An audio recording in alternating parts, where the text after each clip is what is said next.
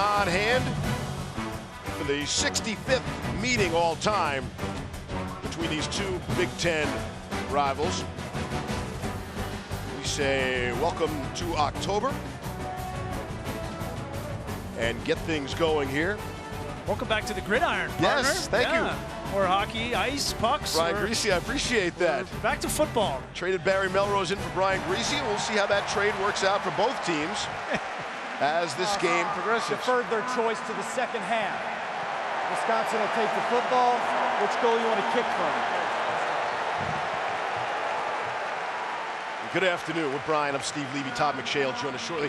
I don't think Jim Harbaugh appreciated me asking about circling this game on the calendar, but I think a lot of people across the country agree we're going to really find out about Michigan today. Certainly, there are big games against Michigan State and Ohio State to come for Michigan, but those games won't be as big if they don't take care of business today against a Wisconsin team that a lot of people think, me included, is the surprise of college football so far in September. Yeah, we've already found out plenty about Wisconsin. They're terrific.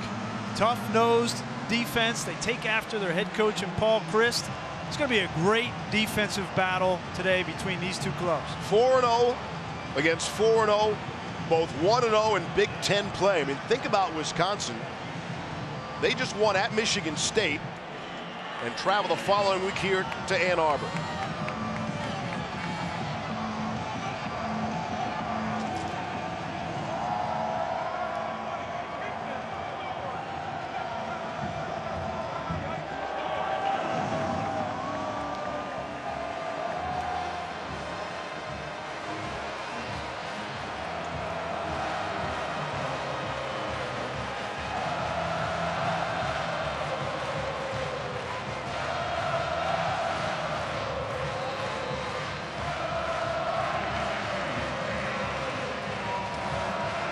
Let's throw down. What do you say?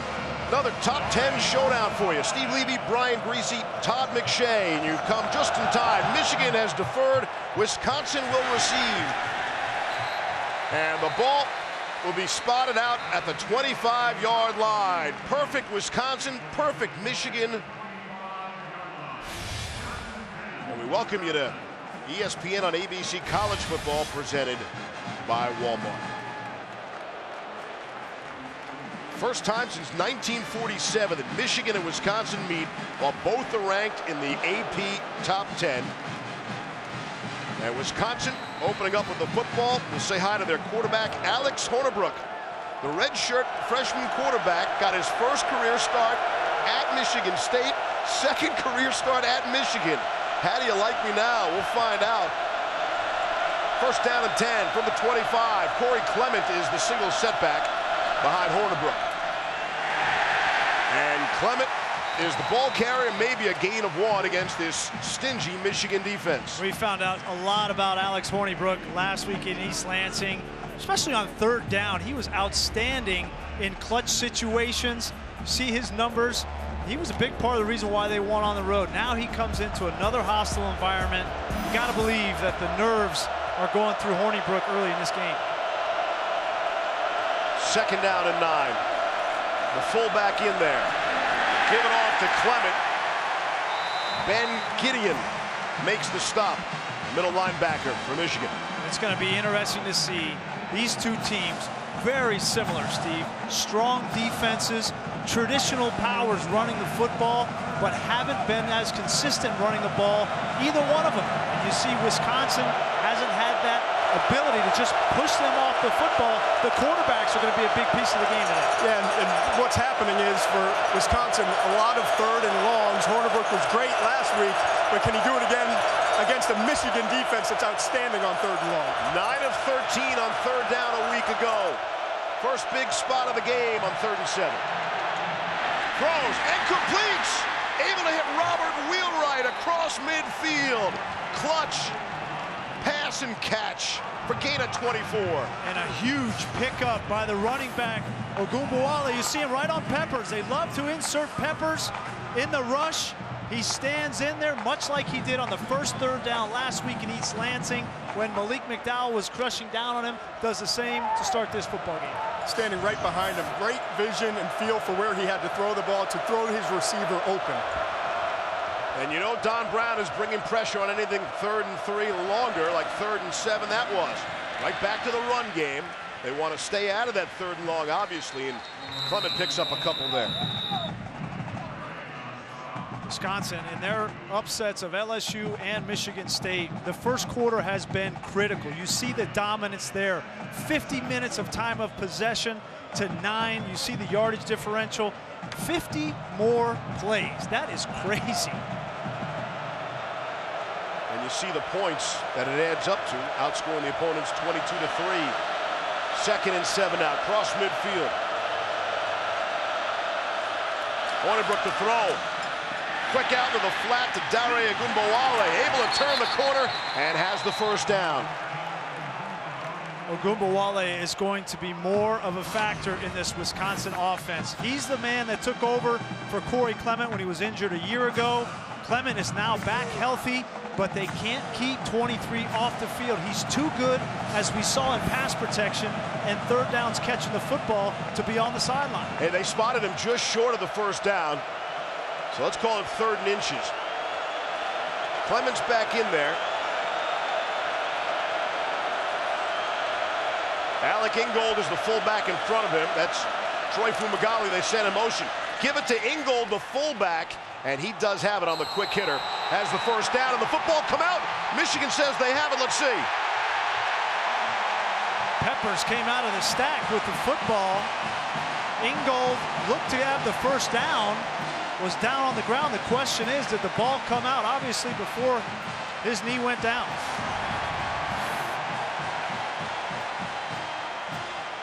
It looks like that knee was down. So hard to get in that scrum. Again, the call on the field was a fumble. And the knee's down. And they're going to take another look at this. That was close. Field is a fumble recovered by the defense. The play is under further review. Not only the knee, but it looked like his elbow was down, and we know that the ground can't force that fumble. So Bill LeMonnier is with us, Big Ten referee for some 20 years. He's in the broadcast booth with us, along for the ride. Brian, I think you hit it right on the head. We've got a knee down, we've got an elbow down. The ball came out after. Replay should be reversing this, giving the ball back to Wisconsin. Then the spot will be critical for where they have the spot. If you could avoid Bill going forward anything other than Brian, you've got that exactly right. That would be helpful for the rest of us. He was in Seattle last night doing the Stanford Washington. He's been on a red eye. He's only had 4 hours of sleep. We'll take what we can get from him. All right. We thought the spot was good. We thought it was a first down yardage. Let's see where they mark it. Well, this might take a while because they got to deal with both of those issues. One, this not being a fumble, and 2, they got to look at it from the side as to where that ball should be spotted. I got to say this, even if he's spotted short, with the way that Paul Chryst has been operating in the first month of the season, there's a high likelihood he would go for it even if they don't get it. Remember, they have kicking issues as well, Wisconsin. Rafael Gaglianone is not with the team, out for the season, back surgery. Their super clutch kicker, well, they're out of field goal range anyway, but that certainly goes into the mindset as to whether to go for it. That's Andrew Endicott on the right. That's going to be a big factor in this game. 2 very evenly matched teams defensively with new quarterbacks. After further review, the runner's knee was down prior to the ball coming out. It is first down and 10 at the 37-yard line. Please reset the game clock to 11 minutes, 55 seconds. Thank you. All right, so Grease, that already puts you ahead of Melrose in this last week. You're correct. Tom Fiedler is our replay official. Referee is Ron Snodgrass. So Wisconsin will keep the football. Ingold can breathe a little easier, the fullback. And they spotted first down and 10 for Wisconsin. It's the area of the field where Paul Chryst loves to take a shot. This kind of red zone fringe, 35-yard line. Jazz Peavy's been their go-to guy. Was a week ago. He burned Michigan State on numerous occasions. Austin Ramish replaces Ingold as the fullback. Handed off to Ramish. Maybe has a yard or 2. get the feeling that Paul Chryst has heard enough about their inability to run the football consistently. You know, 2 years ago they ran the ball for 6.9 yards per carry. Now, he wasn't here. Last year, only 3.8 yards.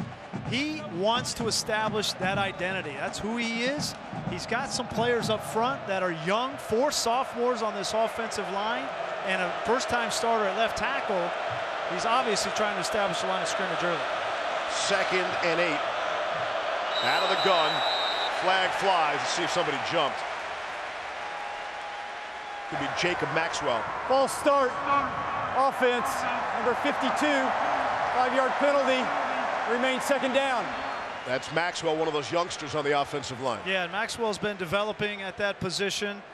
They've had an injury up front to John Dietzen. Brett Connors, the center, made his first start a week ago against Malik McDowell in that defensive line for Michigan State. Probably their best players at left tackle, 65 Ramczyk. Be a great matchup to watch. He on Taco Charlton and Chris Werner. And he was the transfer from Division III school. 2nd and 13 after they pick up the flag. Ogunbowale trying to get back to the original line of scrimmage.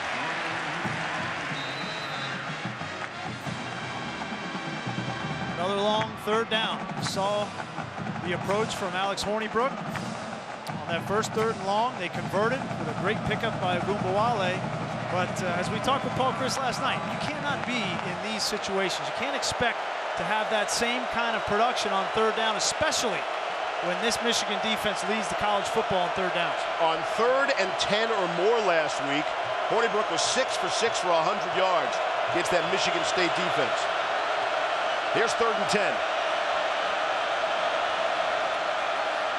Looking right and throwing right. And it is knocked away. George Rushing was the intended target. Channing Stribling, outstanding man-on-man coverage. Nice change up from Don Brown, defensive coordinator for Michigan. They were expecting man-to-man coverage. They got man coverage underneath, but a safety over the top. Stribling in great position. He's got so much length, it's difficult to throw the ball over him. He had to get the ball out quickly there, put it up, and wanted his receiver to go make a play. Wasn't able to. Not a bad shot, though. Anthony Lottie, the true freshman, is set to punt. And waiting for it is Jabril Peppers. We'll see if Peppers even gets an opportunity. And he won't. That'll be down back at the 10-yard line. Michigan gets the football for the first time when we come back.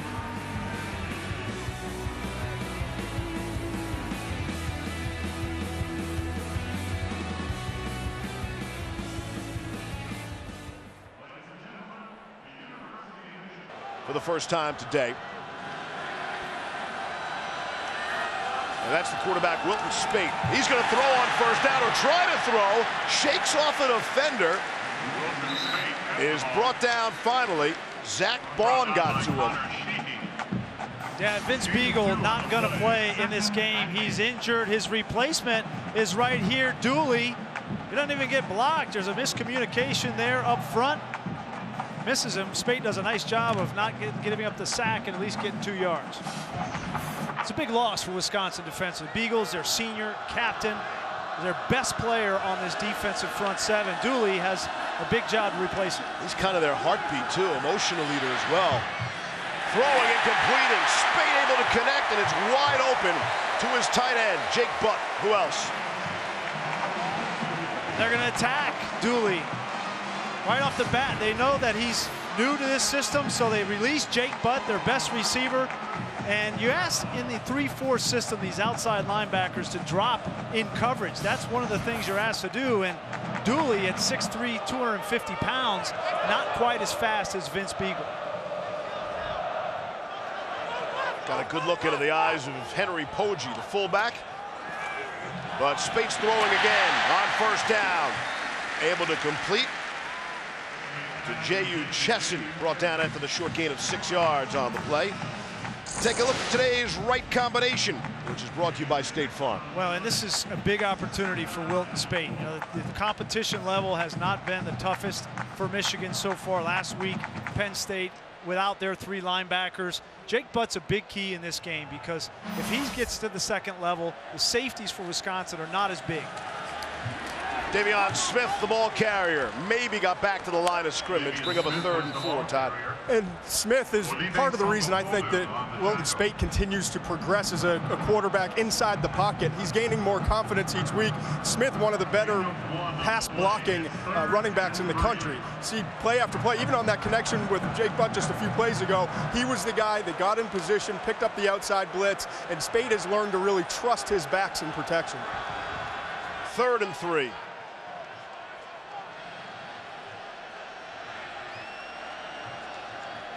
Poggi in motion, top of your screen. Here's Speight, looking left, now down the middle, had great protection, throwing, and it is knocked away.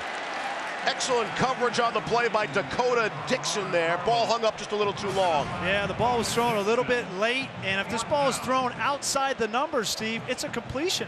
But if it's inside the numbers, it gives Dakota Dixon a chance to recover. That's the details, right, of that position, throwing the ball to that spot 4 yards from the sideline and letting Darboh adjust to it would have been a conversion. Kenny Allen is back to punt. And he'll boot it away. Jazz Peavy, that's a heck of a punt. Peavy from his own 2. Reversing field, get down to the 8-yard line. What a punt from Kenny Allen. 55 yards on the punt. Each team has had the football once. We're scoreless. Have we even mentioned Jabril Peppers' name yet? We will.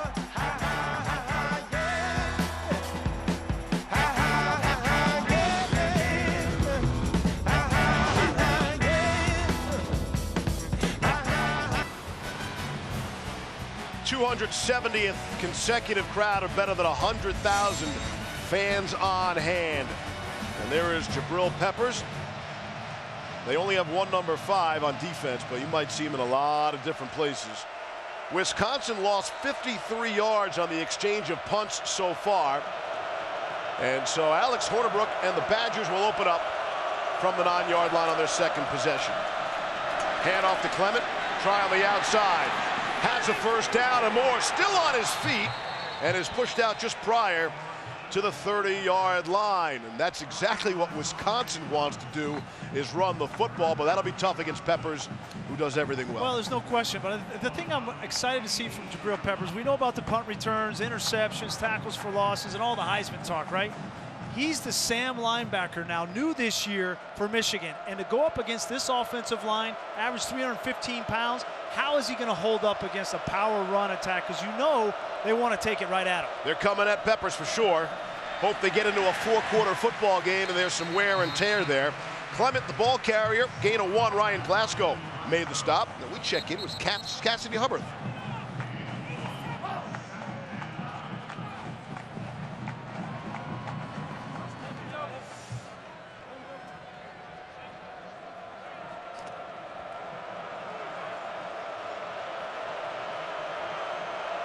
Cassidy, thank you. All afternoon, she'll keep you posted on what's going on in and around the world of college football on this throwdown weekend.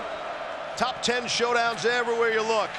Ogunbowale, maybe a yard, and then some late contact there. That's what Jabril Peppers coming in late. He is not afraid. He does not care how big this offensive line, how big these backs are. Everybody's been telling him, hey, be careful. You go in there and play linebacker. But he is not scared of anyone. It's going to be fascinating to watch him in this match. Look how small he is compared to that offensive line. You can't hardly see him. Peppers, 9.5 tackles for loss. That's tied for the lead across the country. Here's 3rd and 7. Hornibrook to throw. Steps up and throws, able to complete, but he'll be short of the first down. Troy Fumagalli, one of his favorite targets, the tight end, and Delano Hill brought him down shy of the marker. We were talking with Don Brown, their defensive coordinator, about how he's going to approach this Paul Chryst offense on 3rd down. He said if it's 3rd and 3+, I'm sending the hounds. I am not waiting with a redshirt freshman quarterback. That time he sent 6 guys, and Delano Hill made a great play. Lottie's second punt of the afternoon. Peppers will let it bounce. It'll roll down to the 23-yard line. 4.5 to play here in the first. After the 40-yard punt, we remain scoreless.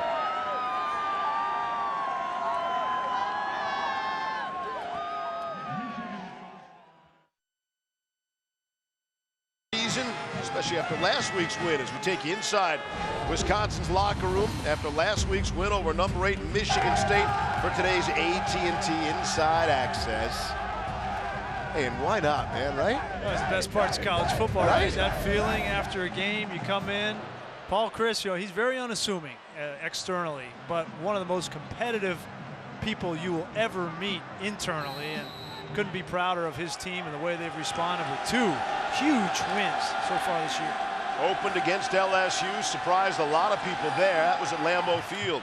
Here's Speight throwing and completing to Chesson, and he's crashed down in a big way by Derek Tyndall.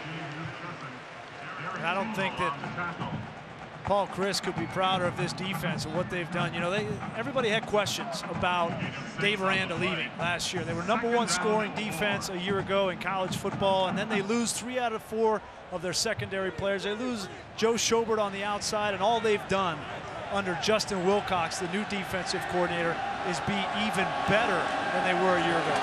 Chris Evans, first handoff. He's the speed back, and he looks to break it. He's across midfield. Welcome to the football game today. Chris Evans, the freshman from Indianapolis. And a big question for this Michigan offense, against a physical front 7. They did it last week against Penn State, but Penn State is nowhere near Wisconsin. Really nice change of pace to have Evans with the burst that he brings. Obviously, and Smith have a power back. Plus, don't be surprised if we see both Evans and Smith in the field at the same time. Evans can work out in the slot as a receiver. Very good pass catcher. Rush of 22 yards on that play. And sure, why not give it back to him? There's Evans, and that time he is brought down by Connor Sheed after the short game. It's been an interesting approach from Jim Harbaugh with his running back so far this year. He knows that Davion Smith is his bell cow, but then he sprinkled in 4 other guys. We've seen Chris Evans. We've seen Ty Isaac. Last week we saw Karan Higdon. He's trying to keep his guys fresh for the remainder of this season. I think it's a good approach. And it works twofold, right? You keep them fresh, and you keep them hungry, too. And they get experience. You know, Chris Evans, as a true freshman, has got great experience so far this month. Ty Isaac, you mentioned him, Grease. He's in the backfield right now. And a timeout is called. Timeout, Michigan, their first. This will be a 30-second timeout. With the play clock winding down, we'll step out.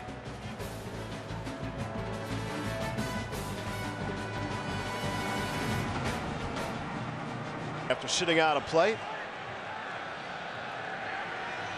2nd and 10, midfield. Speight to throw. Perfect. Able to hook up with Amara Darboh for his first catch. You get the running game going, then the passing game gain of 12. Well, and you have to have balance against a team like Wisconsin. You can't just try to run the ball on 1st and 10 or 2nd and 10. Speight is going to have to make these kinds of good decisions and accurate throws all game. And he told us it was very important to get some of these throws over the middle, some of these routes connected early on against that cover 3, because there's usually 4 or 5 defenders under in coverage. Speight under pressure, able to dump it off for Chris Evans. TJ Edwards brings him down. And another first down throw, right? Another first down throw. Jim Harbaugh understands he's got to get his quarterback in rhythm against a good defense. He's got to keep the tempo right, and they've got to make good decisions. And Wilton Speight, get this, outside of the first pass of the year, which was an interception, yes, he hasn't thrown an interception since. That same game, that first opening game, after the interception, they scored 7 touchdowns on 7 consecutive possessions. 3 in the backfield. Give it to Davion Smith, the last man through. He has the first down on 2nd and 1. And there's not a worse way to start the season on the first snap than to do this. And not only that, but then he goes over and he runs right into Jim Harbaugh on the sideline. But Jim doesn't get mad at him. He just says, hey, man, we're going to need you all day. We can recover from it. And I think that was a huge opportunity for Wilton Speight to say, you know what? I'm going to let all the jitters go. I'm just going to play the game. The coach got my back. And you see the production from that. 119 passes since then without interception. They get the first down, and now from the 25, off the play fake. Speight wants it. Oh, nearly intercepted. Looking for Chesson on the play, and it was broken up nicely by Leo Musso. Leo Musso, watching him the last 4 games, I've become a big fan. I mean, he says he's 5'10". I think he's closer to 5'7", but he's smart as can be. Chesson has 6'3", has the advantage from a height standpoint, but Musso has the closing speed and the smarts, and he's been a big addition for this Wisconsin defense. I stood next to him right before the game. I'm guessing 5'6". How tall are you again, McShay? Pushing 6'1". Is that where we're going, 6'1"? 6'0", 6'6". I think he's using the same tape that Musso did. Chesson has the first down there, another completion for Speight. Make him 6 of 8 now.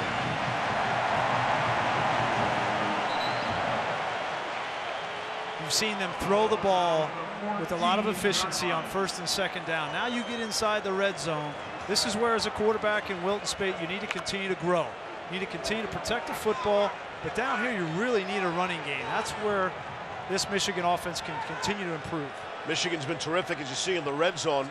Keep in mind, Wisconsin has allowed just 3 offensive touchdowns all season.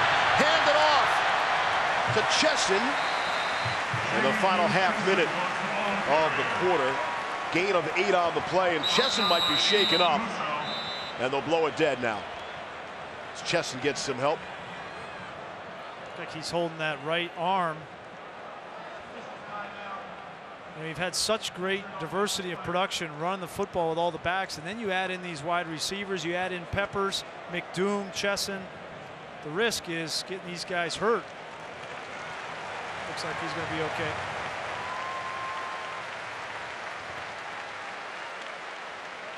It's going to be a low-scoring game, right, with these 2 teams. So these red zone opportunities for both teams are so critical. They sure it's going to be low scoring, right? Because Michigan has scored at least 45 in every single game this season here, but they have not faced a defense the quality of Wisconsin, with or without Beagle. Look at this formation. Oh, yeah. What do you call this, Grease? That's the train. Who didn't know that? Now on 2nd and 2. Hand it off. Davian Smith trying to push towards the goal line. The helmet's in the end zone. I do not believe the football is. That's Devin Asiasi who lost his helmet on the exchange. They're going to say he was down at the 1, and 0's on the clock as well. You know, you talk about Jim Harbaugh making it fun. A lot of times kids just want something new. Like, we're going to come out and we're going to line up in something people have never seen before, and the young kids get so excited about it. It's a little thing, but that's what makes Jim Harbaugh different. You can't change the uniforms here in Michigan, so you got to change the formations. They'll walk it all the way down, 99 yards to the other end, scoreless after 1.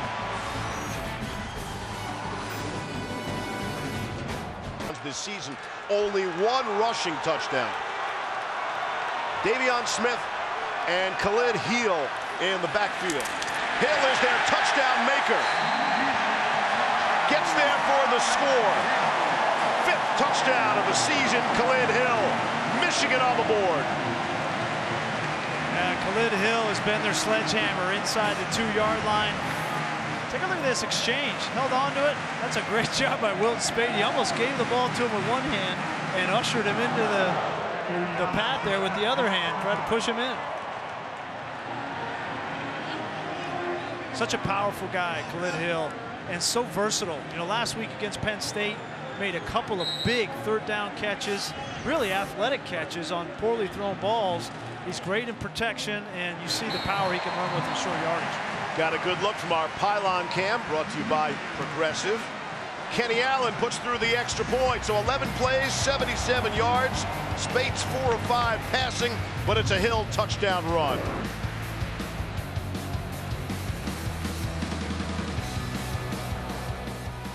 The first play of quarter number 2. And what a drive that was for the Wolverines. They did not need a 3rd down play on that drive. Thought it had a lot to do with Wilton Speight throwing the football. You mentioned 4 or 5 on the drive, and most of those were on 1st down. And that's the way you loosen up a great defense, is you have balance. You don't just turn around and think you're going to run the ball on 1st and 10 6 times and get a touchdown. That's a good Moale at the goal line, trying to make something happen. He is brought down. Tonight on ABC Saturday Night Football, we'll have our third AP Top 10 matchup of the weekends. Lamar Jackson and third-ranked Louisville take on Deshaun Watson and fifth-ranked Clemson. Cardinals, Tigers, Saturday Night Football should be outstanding. And there's your quarterback matchup. They are almost identical. Everybody wants to talk about those quarterbacks. What I want to see are the two defenses. The defensive coordinators in particular, Brent Venables, Todd Grantham, have two outstanding units. Be the toughest defenses these two guys have faced all year. And obviously, when I said identical, I meant heights and weights. You see the difference in touchdowns accounted for. Wisconsin starting at their own 19 on 1st and 10. Give it to Corey Clement. Gain of 3 on the play. Back to Cassidy in the studio.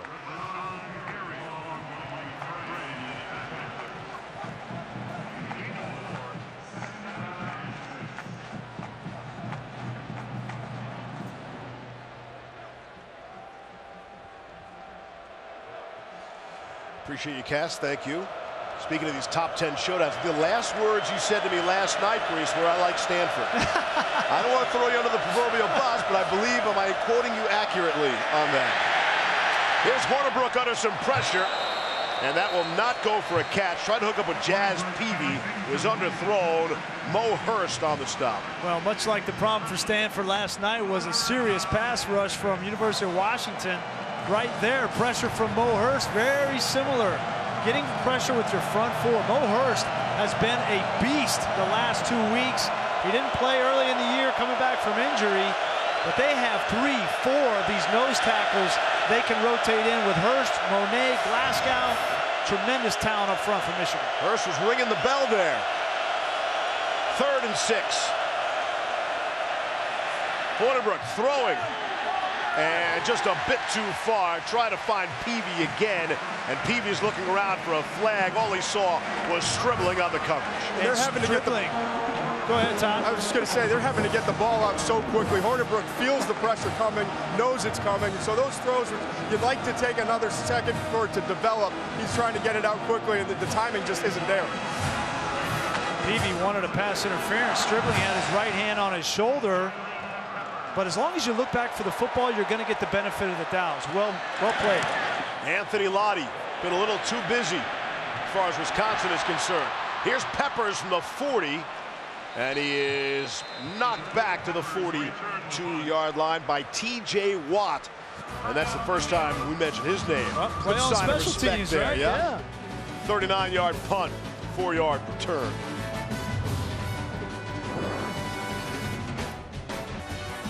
$7-0 Michigan, early stages of this second quarter, and Jake Butt is rather popular here in Ann Arbor.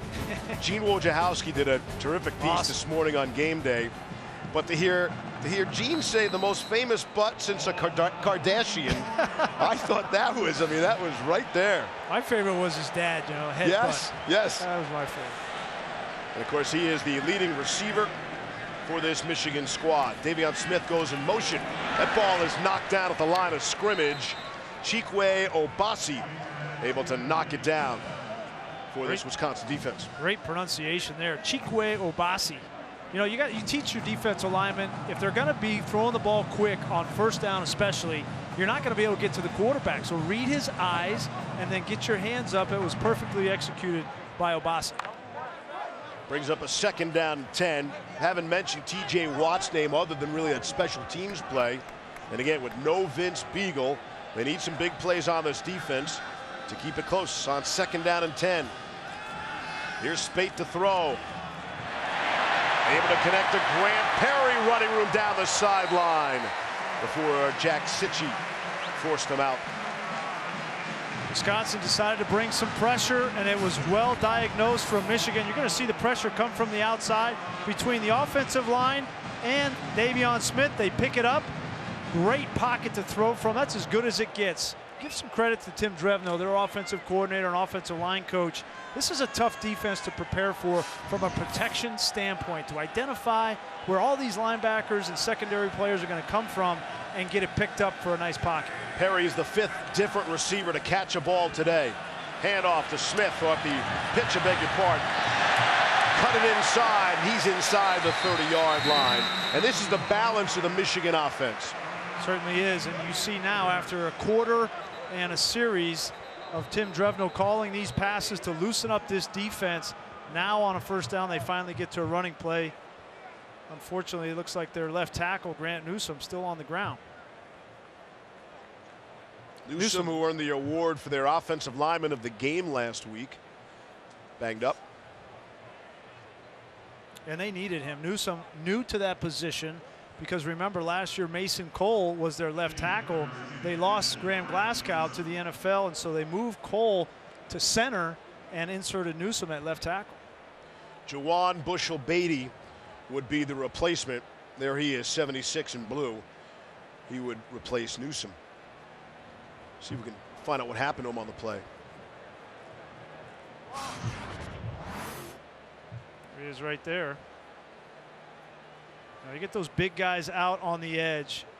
Oh yeah, and you know they teach these corners and safeties. That's Tyndall. He's a starting corner, number 25 for Wisconsin. Obviously they can't take on a big guy like that up high, so they teach them just to cut their legs out from underneath them, and unfortunately he caught him right on the knee. We'll hope the best for Newsome and step out. Ann Arbor, Grant Newsome waved off the stretcher, and the ambulance wants to walk off on his own power. You see the thumbs up, and this was a really neat moment. Yeah, you know, unfortunately for Michigan, it's the second time in 2 weeks that they've had this moment happen. Last week it was Jeremy Clark with an ACL tear on a special teams play, and you can see the tight, close-knit Wolverine team that come out to support their fallen teammate. Bushell-Beatty replaces him. And we're back with a 2nd and 3. Handoff to Ty Isaac, and he has enough for the first down on 2nd and short. Be interesting to see how Michigan, losing one of their better run blockers in Newsome, now with Bushell-Beatty at left tackle, can they continue to establish that line of scrimmage and run the football the way they want? Little wildcat here with Peppers. Jabril Peppers seeing some offense. Carried the football twice this season. And Spate was the decoy. That time, Dakota Dixon made the stop on Davion Smith. Great technique on that handoff. He's a decoy. You see him sprint to the sideline, whether he has the ball or not. I think as a defender, you flinch and say, gosh, you second guess yourself. Does he have it or not? The Peppers has been clamoring for more time on offense. And again, Wilson Spate, he's split out, top of your screen, the quarterback. Peppers again, hands off to Davion Smith. Short of the first down. I smell a setup here. The next one, they're throwing to Spate for sure. You know, they won't let Peppers call the cadence, so you know that. They have him clapping. Every guy dreams of playing quarterback, and a lot of them played quarterback in high school, and Peppers is no different. They want to get up there and they want to bark out the signals, make audibles. They say, no, you can take a snap, but you're going to clap your hands. It is amazing. You read every single bio on all these. They've all played quarterback. Even the 300-pound guys are all high school quarterbacks. It's amazing. First man through is Khalid Hill. Did he get there? They're going to say yes. They're signaling for the first down to move the chains on 3rd and 1. Hill is their goal line offense. Scored his 5th touchdown of the season. It's the only touchdown of the day today. And the reason Michigan has the 7-0 lead. Well, you see Peppers right there behind Jim Harbaugh. We were talking with him last night. He said, you know, last week when I wanted to get Pep in the game, I didn't have to yell for him. I just say Pep. He was right behind me. He was almost in my hip pocket. There he is right there. He is ready to get in the game at all times. Looked like he was clamoring to get back. He was laughing on the sideline as well. 1st and 10 now. 2 tight ends off the play fake. Here's Spate. What a pocket he has to work with. And then overthrows his intended target, Grant Perry. Before today, Wisconsin's biggest deficit was just 4 points last week against Georgia State. So, or a couple of weeks ago against Georgia State. Right. So, being down by 7 here is the most adversity they've faced. Well, and obviously they're trying to prevent another touchdown here, force a field goal attempt. They don't give up many points up there in Madison.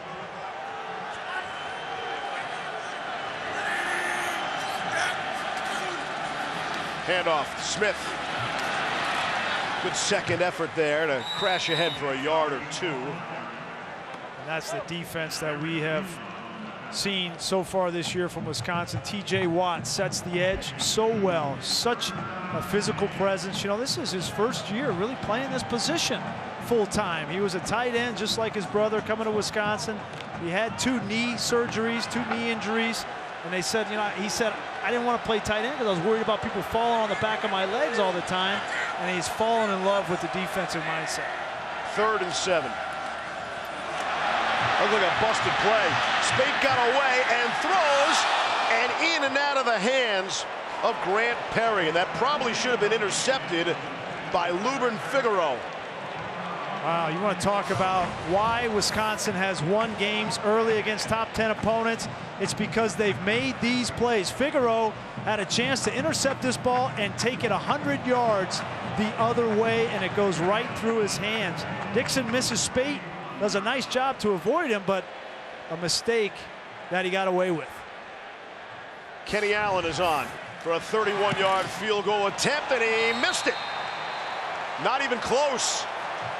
Kenny Allen, no good from 31.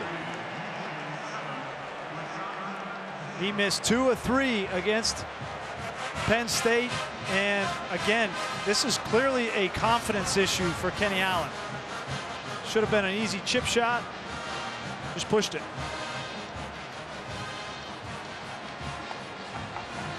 And that keeps the score 7-0. It makes him feel a little bit better dropping the interception. Could have been tied, though, instead.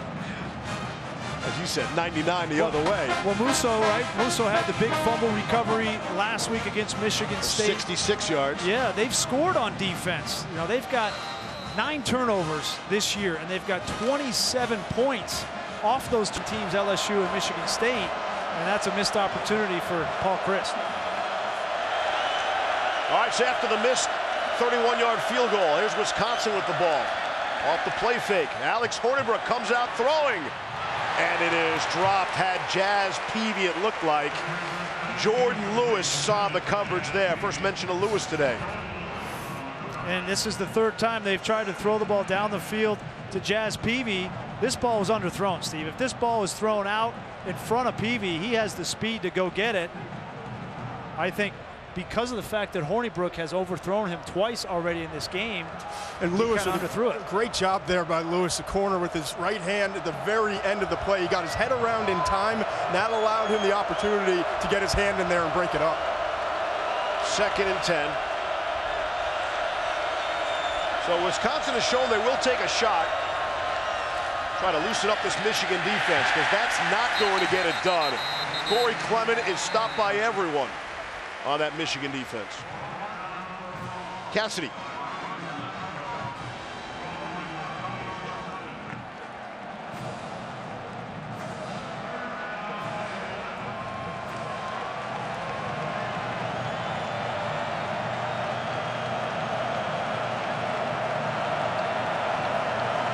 Thank you. 3rd down and 10. Ogunbowale checks in. Single setback. 3 receivers on this 3rd and 10. Hornibrook under pressure, and he's going to be dropped.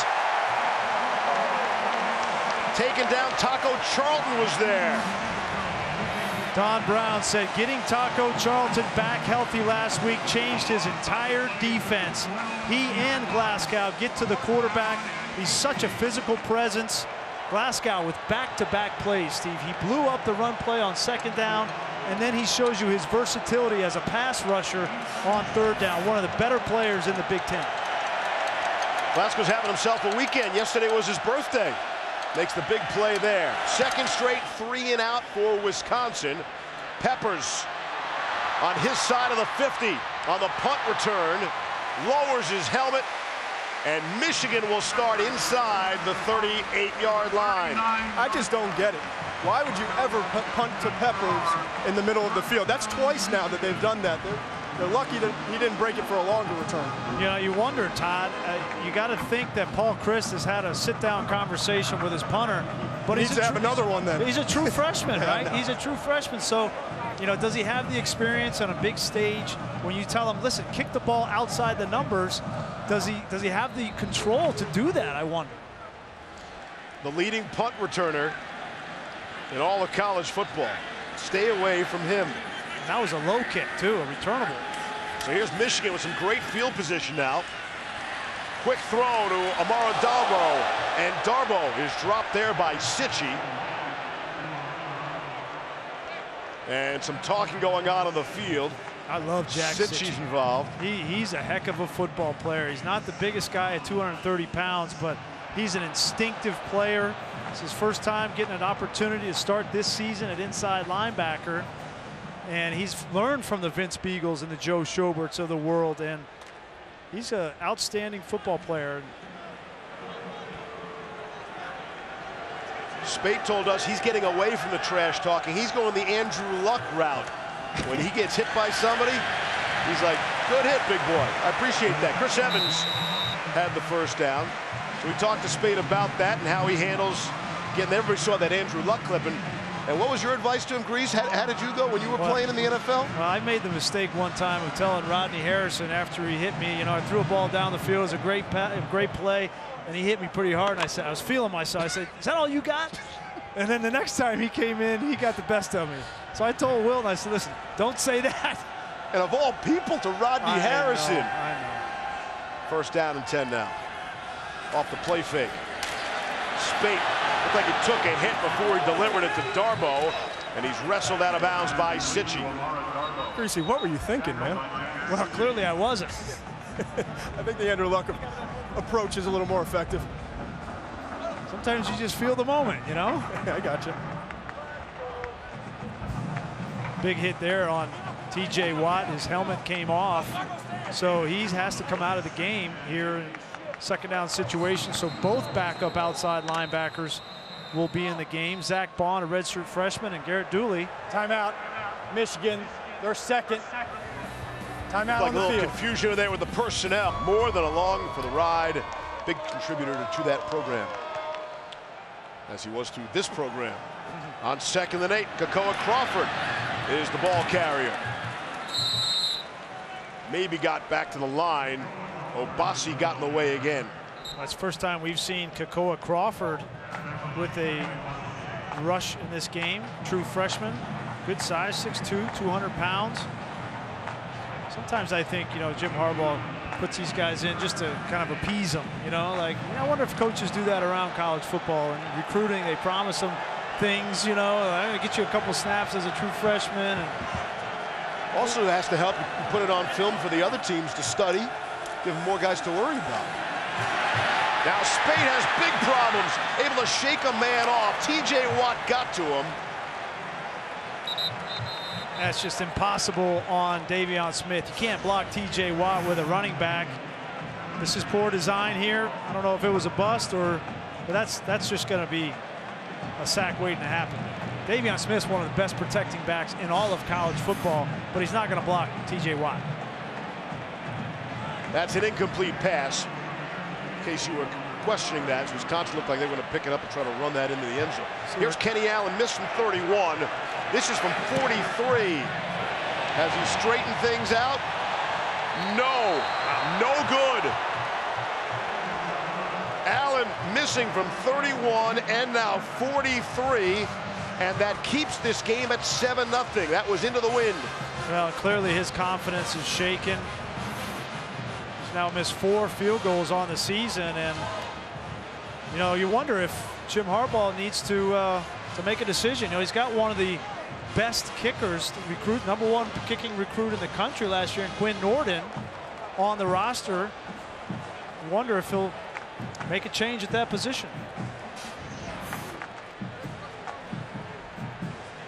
Quinn Nordin was the recruit that he famously spent the night over his house. Yes, that got quite a bit of attention. That Quinn Nordin. You do what you got to do. He didn't do all that for nothing. Satellite camps or spend the night in somebody's house. Here's Wisconsin on 1st and 10 for the 25. Needing a big offensive play. Hornibrook looking for the big offensive play. Overthrew Robert Wheelwright. And we send it back to Cassidy Hubbard.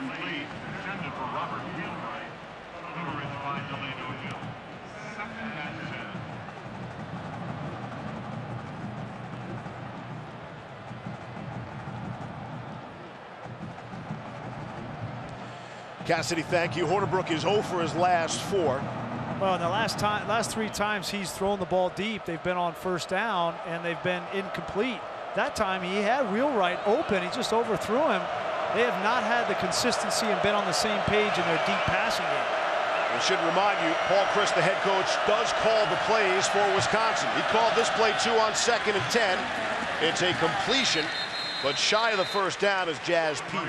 And it'll bring up a 3rd down. Yeah, and Paul Chryst, one of the few head coaches that still call their own plays. It's a challenge to be down on the field, manage the entirety of the game, manage the clock, 4th down situations, kicking game, all that, and call offensive plays. But Paul Chryst says that's the way he's done it. He feels comfortable in it, and he's one of the better play callers in college football. Paul Johnson, Mike Leach, Yep. David Beatty, those guys also.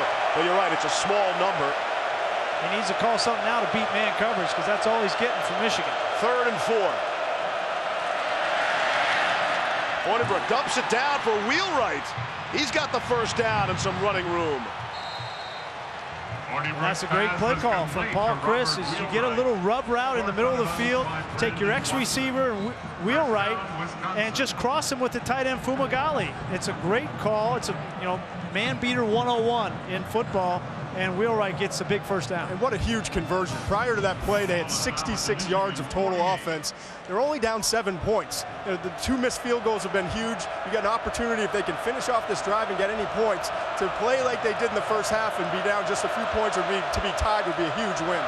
2nd time all game that Wisconsin has been in Michigan territory, even if it's by a yard or 2. Clement is stopped by Brian Monet. The problem, Todd, is Wisconsin is unable to run the football so far, under 30 yards on the ground. You got Corey Clement, you got Dario Gumbawale, either one of them. There's nowhere to Paul Chryst is throwing on first down, but that's not Wisconsin. 2nd and 10 now. Radish is the fullback in there in front of Clement. Look out. Feels the pressure. Couldn't hook up with Clement. But wow, Hornibrook was blasted there. Don Brown says, I solve problems with aggression.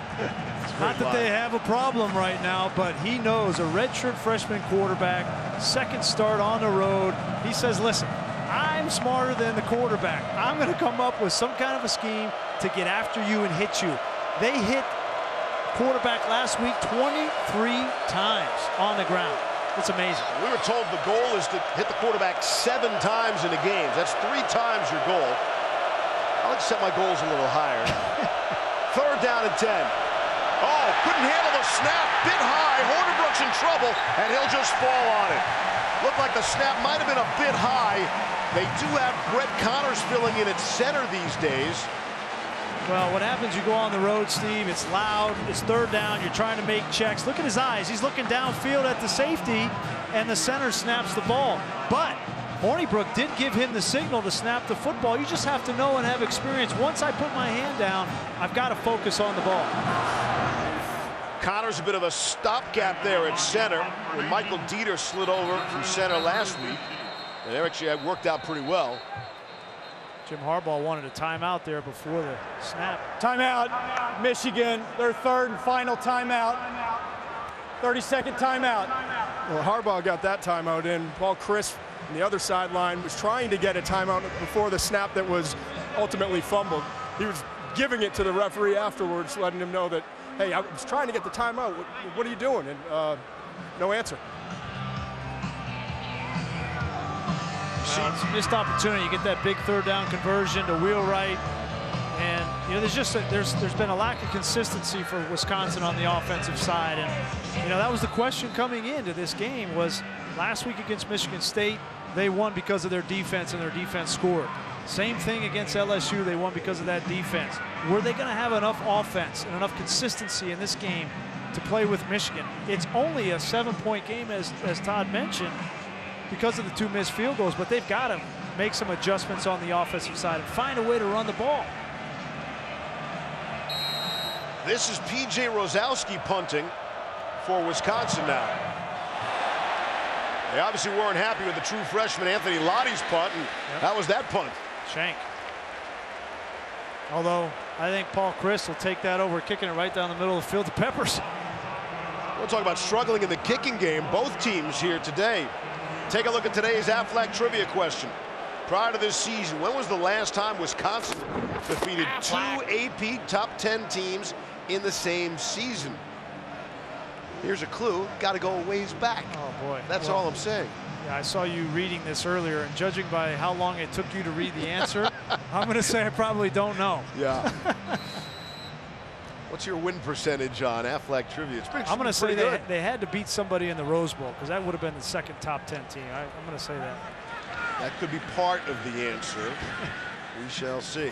So Michigan with the football off the play fake. Speight throwing too high for Amara Darboh. And it'll go incomplete. You know, we talked with Wilton Speight yesterday. He felt like in the CU game, he got hit with a blindside blitz. He fumbled. They picked it up and they ran it back for a touchdown. And he said, you know, at that point, my internal clock went down. I was getting rid of the ball too fast when I didn't have pressure. So last week against Penn State, he said, I wanted to hold on to the ball and try to make plays.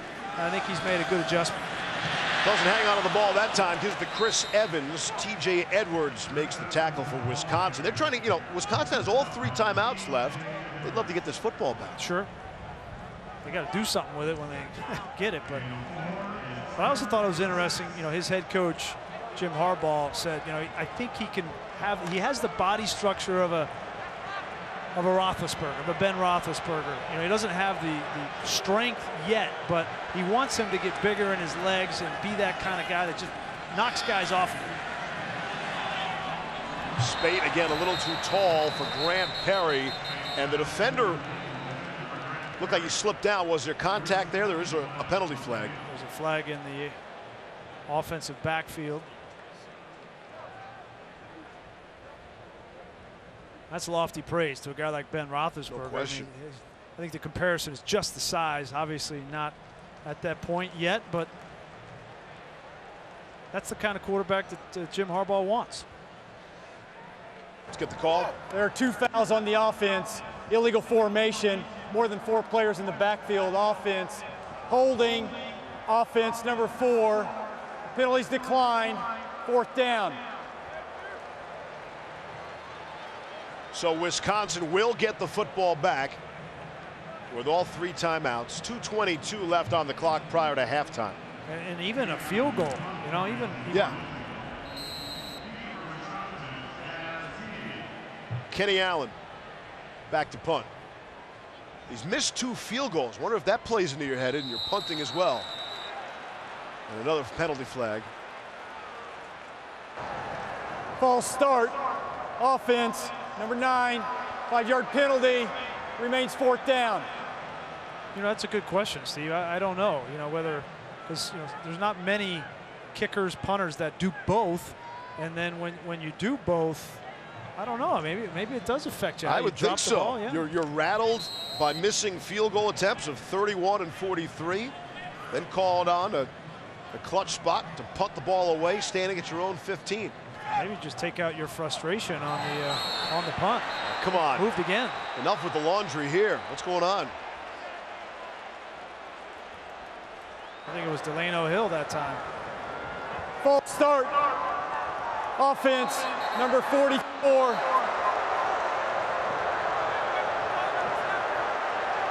Five-yard penalty, remains 4th down. You know, when a coach is that upset on the sideline, it's normally because he hears the defense calling out snaps, trying to draw guys off. Just a guess, but that's probably what Harbaugh is upset about. That was Todd Gearlings, the head linesman, who had to physically help Jim get back to the sideline. So 4th and 16. Now from his 10. Just got it away, Allen did. It's a heck of a punt. Maybe you're right, he took it out on the pigskin.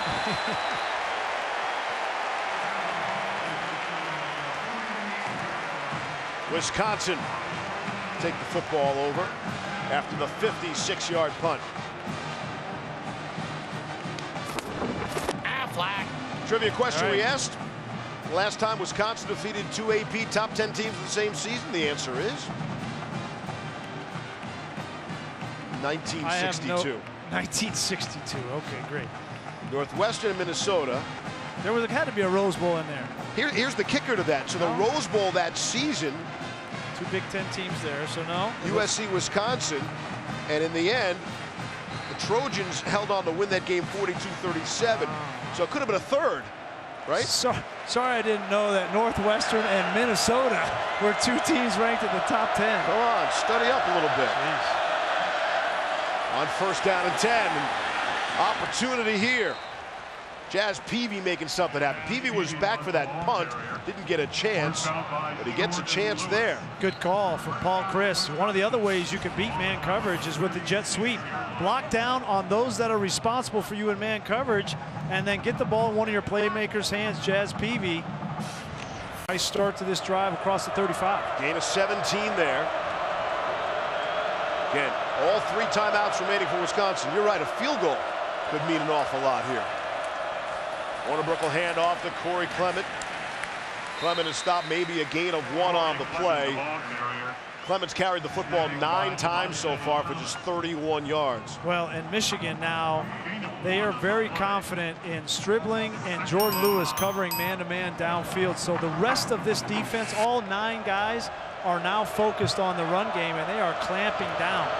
Louisville-Clemson to the top 10 showdown tonight. This one's been a tight one.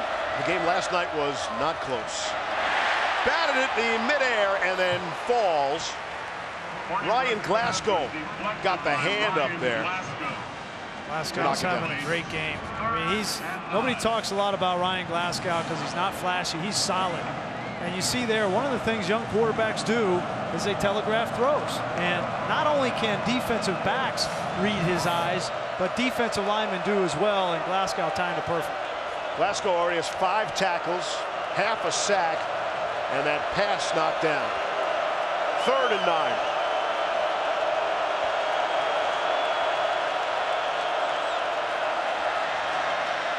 Hornibrook throwing, and that's intercepted. You can see that coming a mile away. So too did Channing Stribling.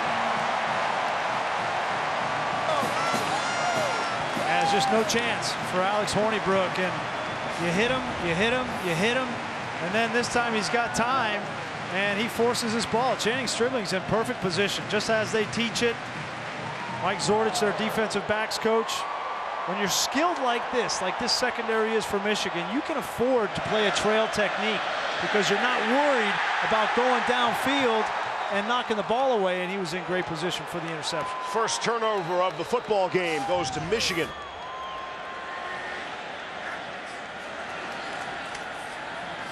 Spate checks it down to Davion Smith. And again, keep in mind, Michigan would love to have 1 or 2 of those timeouts back. Yep. They spent out of timeouts. Right, you have a sense of urgency here. If you're Wilton Spate, get the play call. 2nd and 6.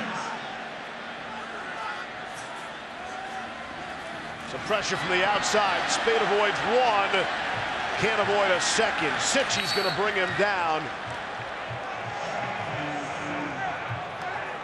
Yeah, that's TJ Edwards. He came through from the linebacker spot. Sack kills you in this situation. They're obviously out of field goal range, but they'd love to get a little boost for Kenny Allen in the field goal department, too. Spate's going to throw one deep. Why not? And a flag flies. Pass interference will be the call. There's another flag down at the 50-yard line, back by the line of scrimmage.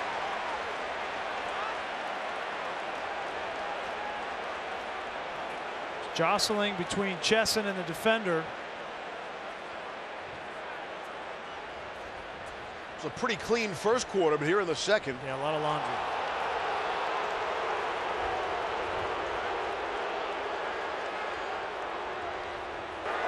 There are 2 fouls on the offense. Illegal formation. Offense. More than 4 players in the field.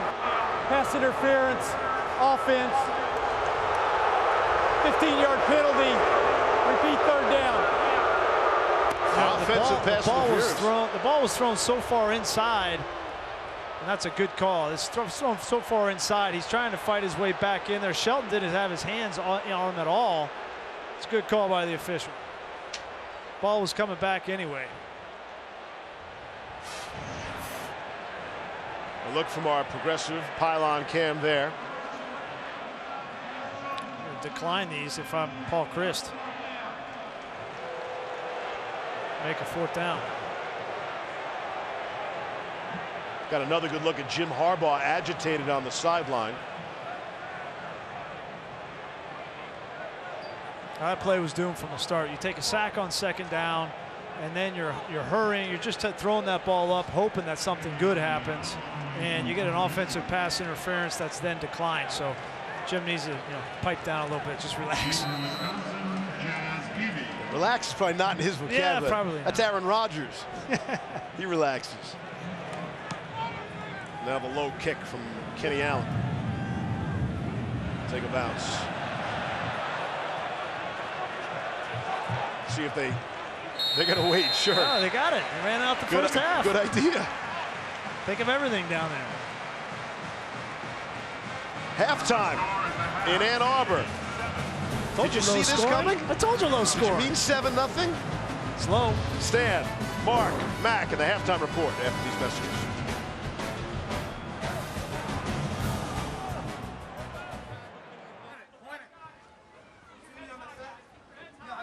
Coach, only 9. What do you got there, pal?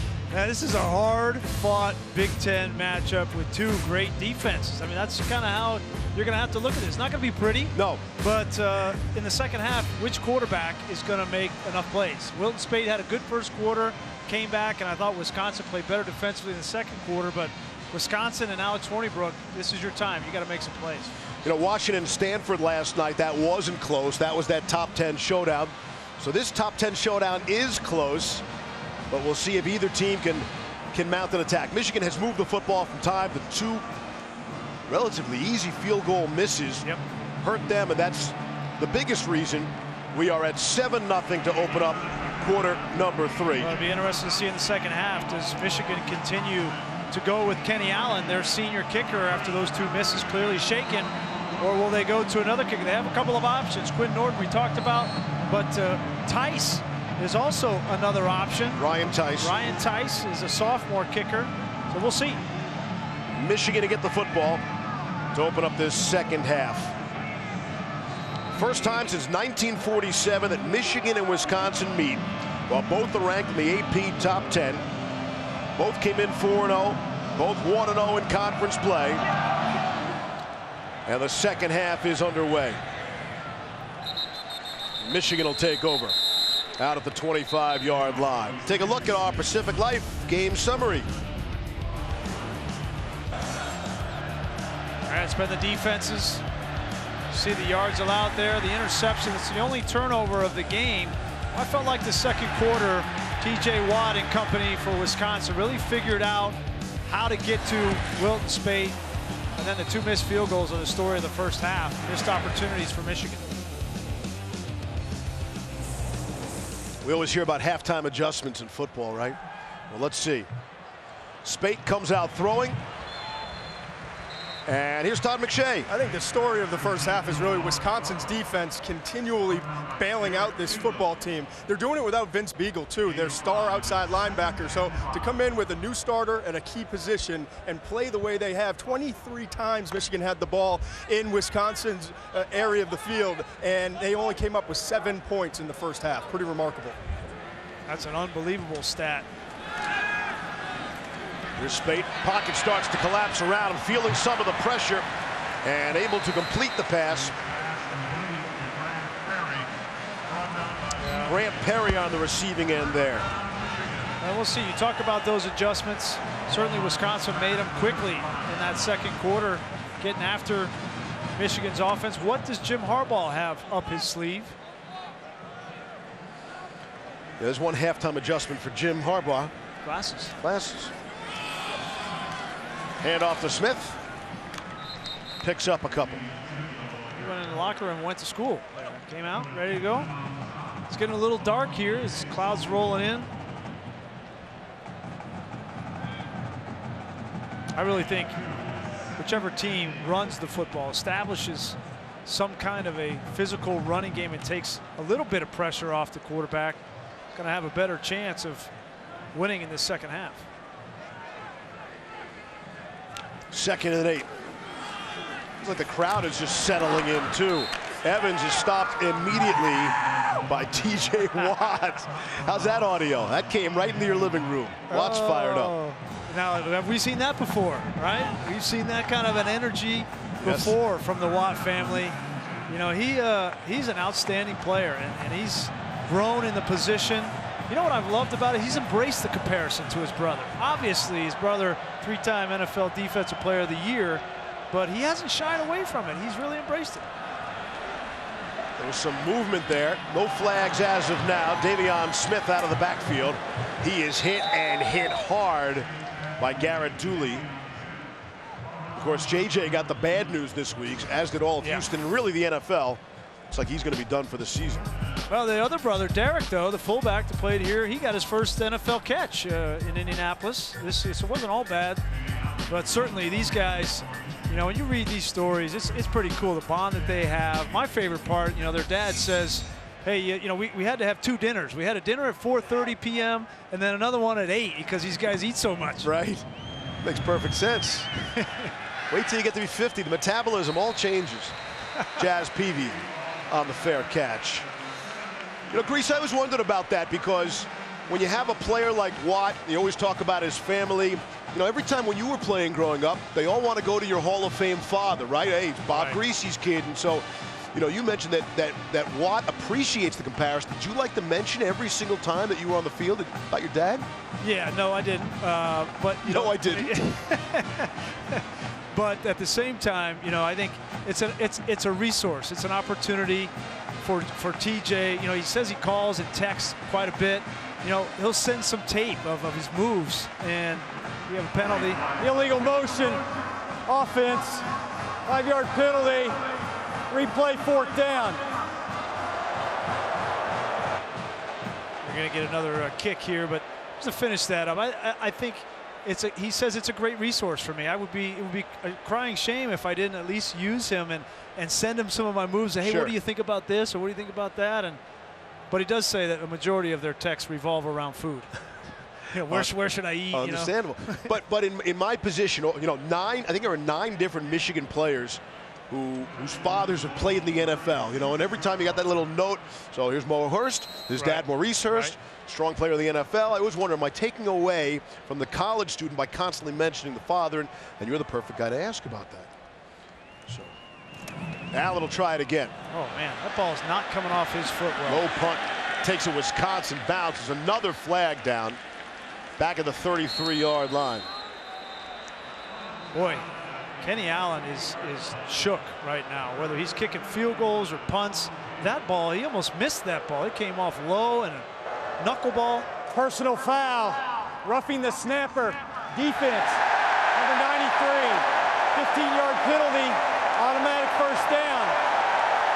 There's a call you don't hear every day, roughing the snapper. Yeah, they got to protect these snappers, you know, because you can't hit them immediately. That's Garrett Rand. He's a true freshman for Wisconsin, right in the middle, obviously.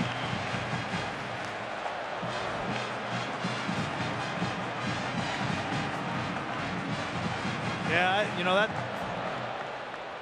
he's got his head up.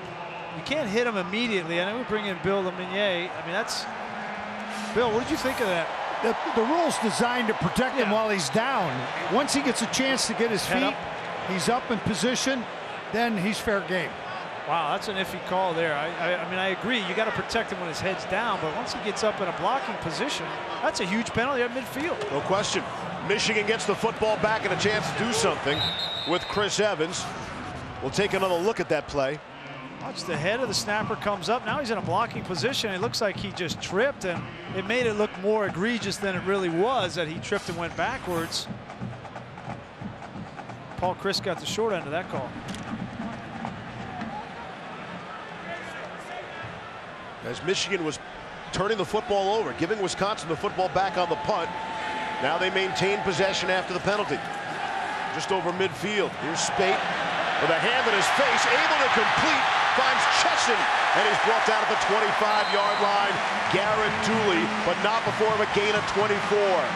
Yeah, and a bust in the coverage on the weak side. Just a little wheel route, and it looked like Dakota Dixon got caught, number 14. He's playing safety. He's got to be out there. That was an easy throw for Wilton Speight.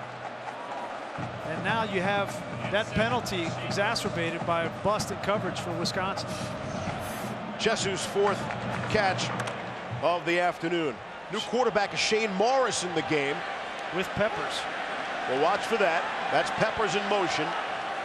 Speight is out wide. Kakoa Crawford also in motion there. And Morris is going to turn the corner and keep it. Shane Morris, and there's a flag. So that's going to come back for holding. Yeah, they had Bushel Beatty, the left tackle, out and trying to block the corner. Holding. Offense, number 76. 10-yard penalty. Replay first down. Bushel Beatty is the replacement for Grant Newsom, who was injured earlier. Right, and it was the same play Newsom got hurt on, right? He got hit low when he was out there on the left side, and so Bushel Beatty, who knows if he's thinking about that, because Tyndall went low, so he stays high this time and gets called for a hold. It's just that left arm with the takedown. Who knew that Derek Tyndall, the corner at 185 pounds, is getting in the head of these left tackles? He's the game changer. 7-0 Michigan. Number 4 in the nation, hosting number 8 in the country. Trying to find a seam, and it is intercepted. Wilton Speight turns it over. Intercepted. Derek Tyndall, the man you were just talking about, truly is a game changer. And there are no flags. Give credit to Jack Sitchie, the linebacker. We talked about him earlier in the game, what a great athlete he is. He dives for this ball. You'll see him late with his left hand come in. Great anticipation and good ball skills from Tyndall. This is the kind of play that Wisconsin has made consistently when they've won games this year. LSU game, at Michigan State, they have turned the ball over and made teams pay. Now the question is, offensively, can they punch it in? We showed you earlier, Speight had not been picked off since his first throw of the first game until that play. Sitchie gets his hand on it. Tyndall a return of 46 yards. And they start with the best field position of the day, the 31-yard line of Michigan, trailing by 7.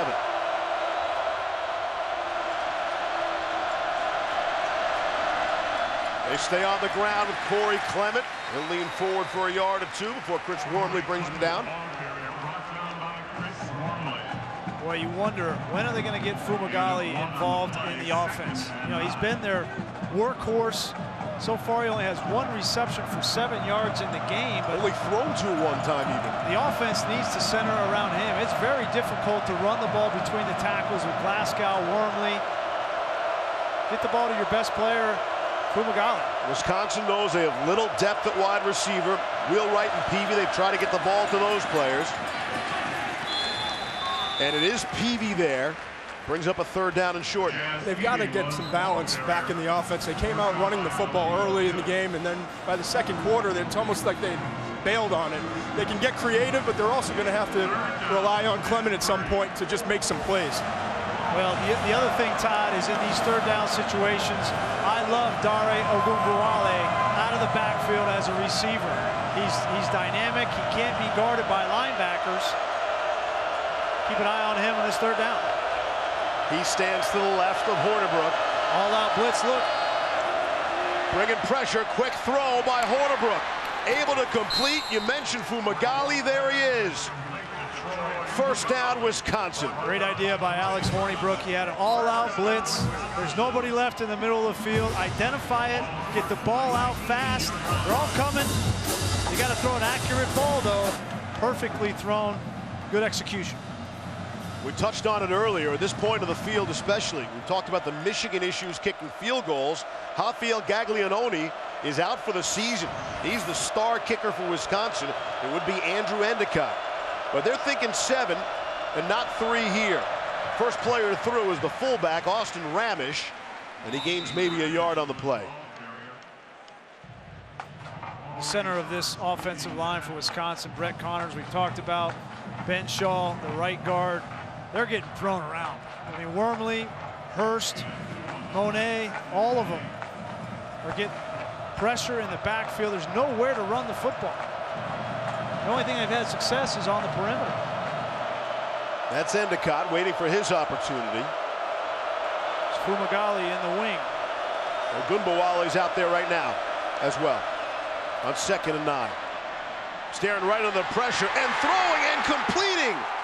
Dare Ogunbowale, touchdown. And we're an extra point away from a tie game.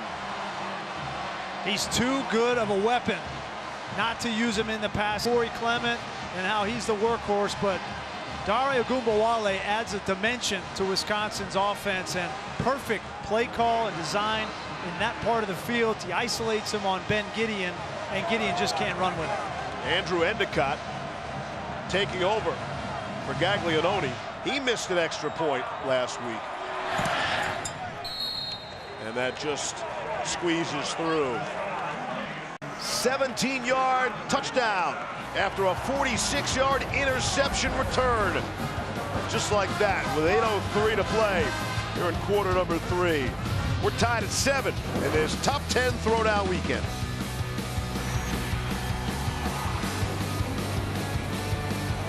Both the Badgers and Wolverines hoping to make their first appearance in the college football playoff this year, possibly bringing home the trophy after the national championship game in Tampa on the 9th of January. And who's going to say no to these two schools? Michigan came in ranked 4th in the country. Why not them? And Wisconsin, I don't know if they're the biggest pleasant surprise, but they're among them at number 8 in the nation. Certainly a surprise, and no surprise that this has been a low-scoring defensive battle, despite the fact Michigan came in averaging over 45 points a game. We knew that they had not played the toughest defenses in America, but Wisconsin has been up to the task. Peppers is going to run it out of the end zone, and because of that, takes a big hit. He got rocked down by Serge Tracy. Let's go back and take a look at that last touchdown. We talked about Dare Ogunbowale. He's matched up against Ben Gideon, the linebacker. That is a favorable matchup for Wisconsin. He's going to run the wheel route, but Alex Hornibrook has to get this loft on this throw perfect. He's got to put it over Gideon's shoulder. Look, he's releasing that ball. Expect Wale to be down by the 3-4 yard line. That was as good as you can draw it up and as good as you can throw it. Those are the kinds of throws that Hornibrook made last week against Michigan State and will need to continue to do in this 4th quarter. All right, Wilton Speight, what do you have? Speight able to complete to J.U. Chesson. You know, Michigan, as you mentioned, they're scoring 45 at minimum every single game. They have faced very little in-game adversity. Right. And Jim Harbaugh knew this would be a tougher game. I don't believe he thought with 7.5 left in the 3rd quarter they'd be tied. Well, you know, we're going to find out, right? So, you know, they were down 21-7 in the Colorado game. They need some adversity. They need to find out about this offense. Davion Smith breaks a tackle, keeps on his feet. Strong running, Davion Smith, first down. And back to Cassidy Hubbard.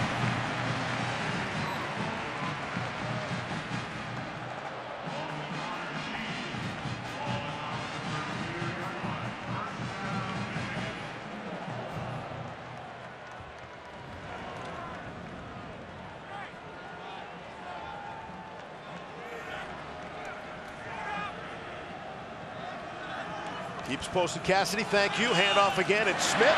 There's a flag, he's got a big gain, he's got a first down and then some. Some more hard running by Davion Smith. They're going to get Bushell Beatty, the reserve left tackle, for another hold, and it's a good call. They run right by him. He gets that left arm out, and he's pulling on the jersey. He's got to have be more sound from a technical standpoint to keep those hands inside.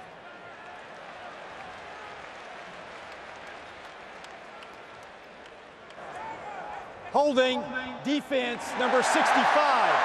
10-yard penalty from the end of the run, first down. That goes the other way against the nose guard, Olive Songapolu.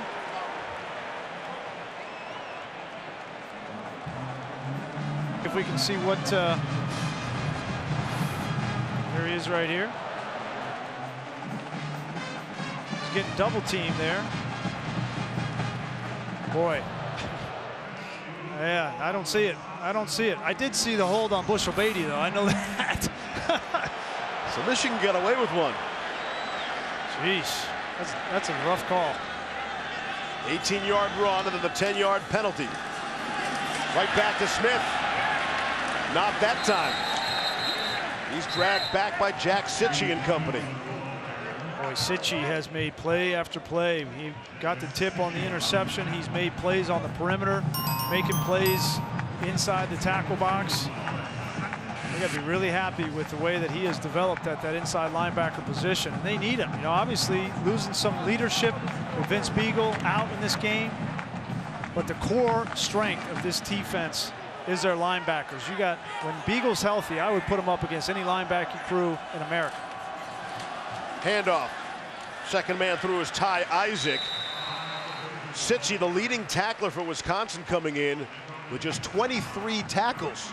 So there's sort of two statements there in one as they spread around the defense. Tonight after Arizona and UCLA, it's SportsCenter at night. All the highlights. I mean, it's a great time to be a sports fan. Obviously, a unbelievable college football Saturday, but the last weekend of Major League Baseball. Ryder Cup, get you ready for the NFL. SportsCenter at night. Butchie and Lisa, they look happy to bring you the show tonight. On 3rd down and 3, it's Isaac. First down, and then some. What a cut by Ty Isaac. There was nothing initially inside, nowhere for him to go. But watch this lateral cut to the outside. And Todd, the big guy, 230 pounds, showing some versatility. And we saw Davion Smith as well. Two previous productive runs, had great vision and great cuts in the backfield. So they clearly, the Wolverines, have come out and said, you know, we're going to run the football and impose our will in the second half. And so far in this drive, it's working. Peppers in a Wildcat.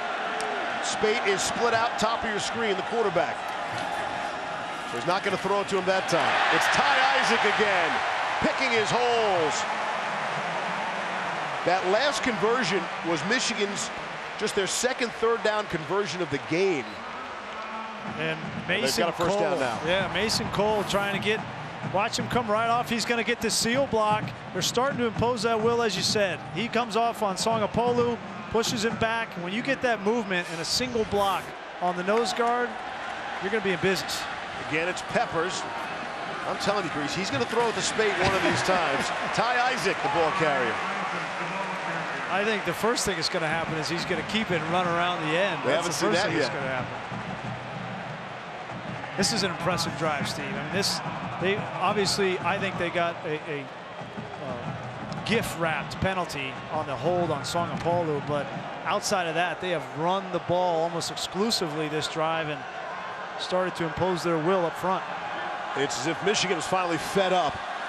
Enough of this. And we're going to keep it on the ground. Like Davion Smith there. Bounces outside momentarily. Won't get back to the line of scrimmage. So more good Wisconsin defense there. The problem is they've been down here before. They haven't been able to put it in the end zone consistently enough, and then they missed the 2 field goals. So Wisconsin defensively, they know, listen, we can give up all the yards we want. The only thing that matters to us is points. That's why they led all of college football last year, and that's why they're only giving up 11 points this year. This is a huge 3rd down for Michigan. 3rd and 6. 2 tight ends to the right. That's Poggi in motion. Spate to throw. Under pressure. And Spate's going to go down. Sacked by Cichy. Got some help as well from Alec James. They were running a man beater, Steve. They wanted to get the ball like this. The problem was that on the outside, they were playing zone coverage, Wisconsin was, so there's nowhere to go with this football. They have leverage on both crossing routes, and then they converge on Wilton Spate. Great play call from defensive coordinator Justin Wilcox. And here is Ryan Tice to attempt his first collegiate kick, replacing Kenny Allen. And Tice from 40. No good. No good. 3rd missed field goal attempt by the Wolverines today. 2:25 left in the 3rd quarter. Still tied at the Big House, 7-all.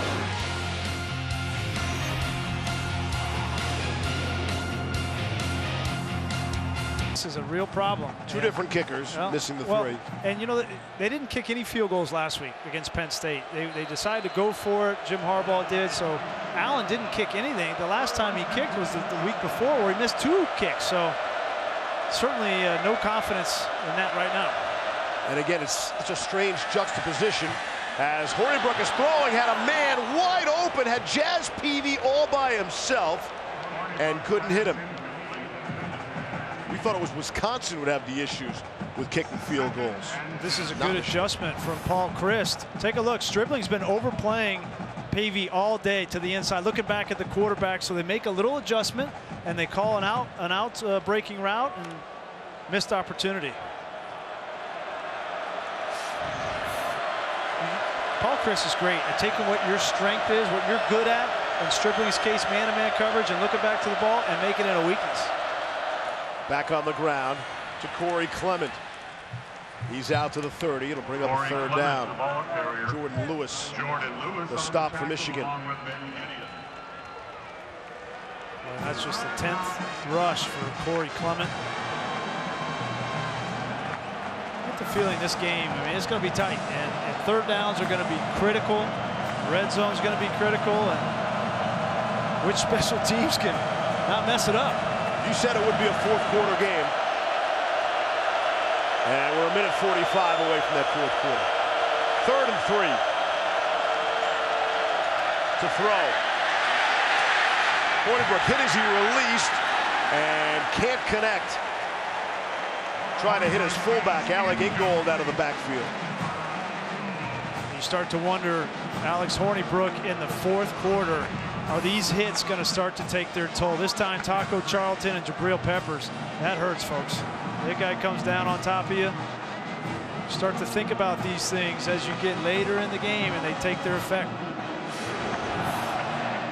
And even more in the kicking game, right? Anthony Lottie started kicking for Wisconsin, the punting, and he was replaced after a couple of rough punts.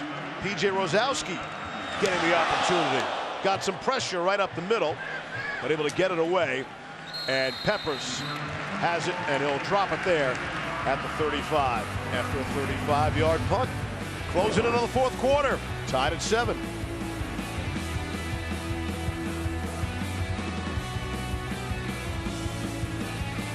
Should be special.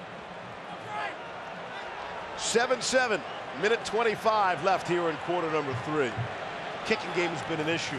We'll leave it at that for now. Handoff and flags fly. Chris Evans, the ball carrier. I count 3 yellow handkerchiefs on the field. Well, there's only 3 officials in there, the umpire, center judge, and ref. Holding, offense number 71, 10-yard penalty, repeat first down. Boy, it's a killer. Did you just drop the center judge? Center judge, You mean Eric E.O. Oliver, our center judge today?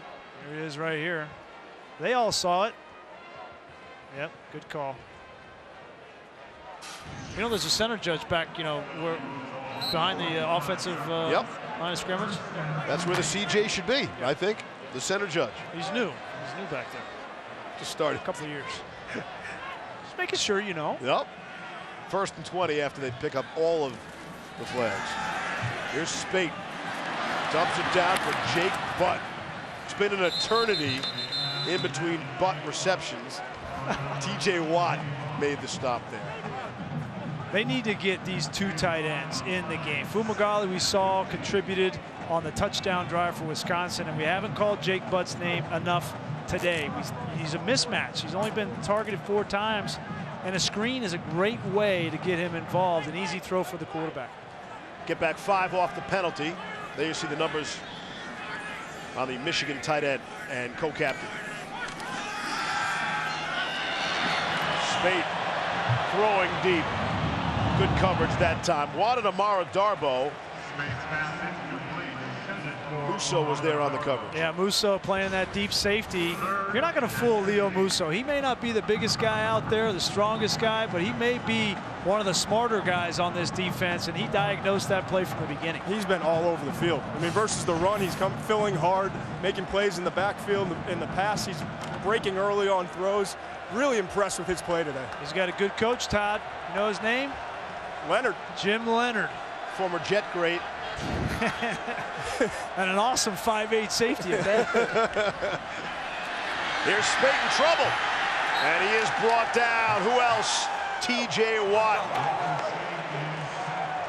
And that might have just been the final play of the third quarter. Third downs against either one of these defenses. If you're in long yardage situations, you're dead to rights. And this is a simple TE. The tackle goes first and the end comes around.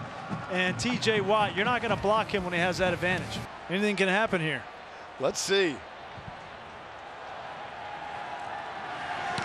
Michigan will punt it away, but there is a flag down as Kenny Allen got it away.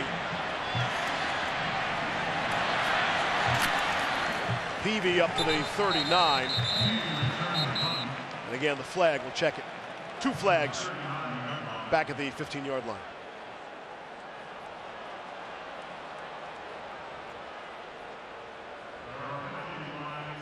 Hold on Michigan. Paul Chryst, it looks like he wants to decline it, but I'd make Kenny Allen kick it again, wouldn't you?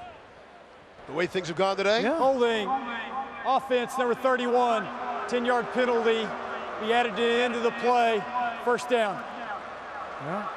Yeah, you can add that to the end of the run there, but with the way that Kenny Allen has been, his confidence been shook, I'm not so sure I wouldn't make him do it again.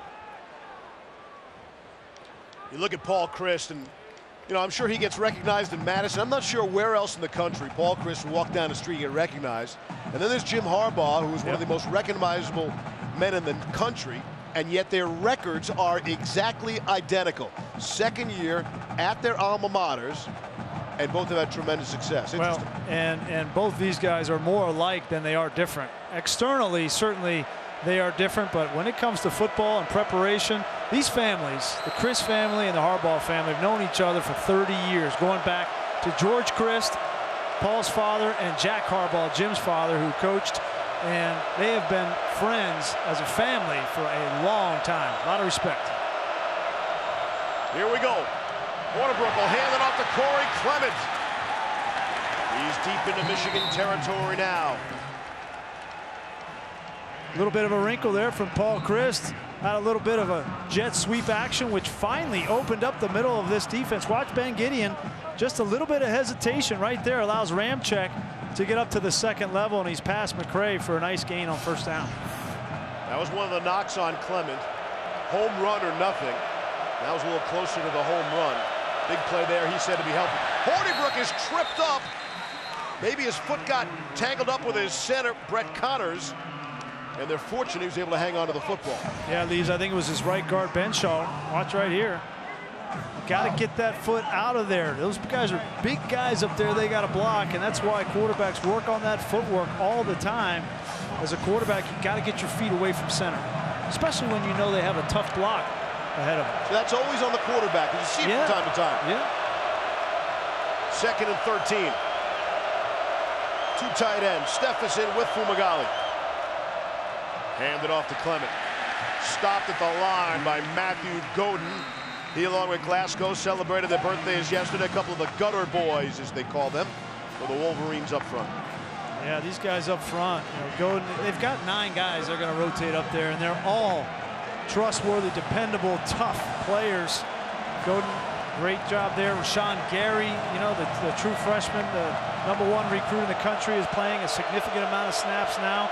He walked the right tackle back on that last play, so they keep them all fresh. In the fourth quarter, they dominate.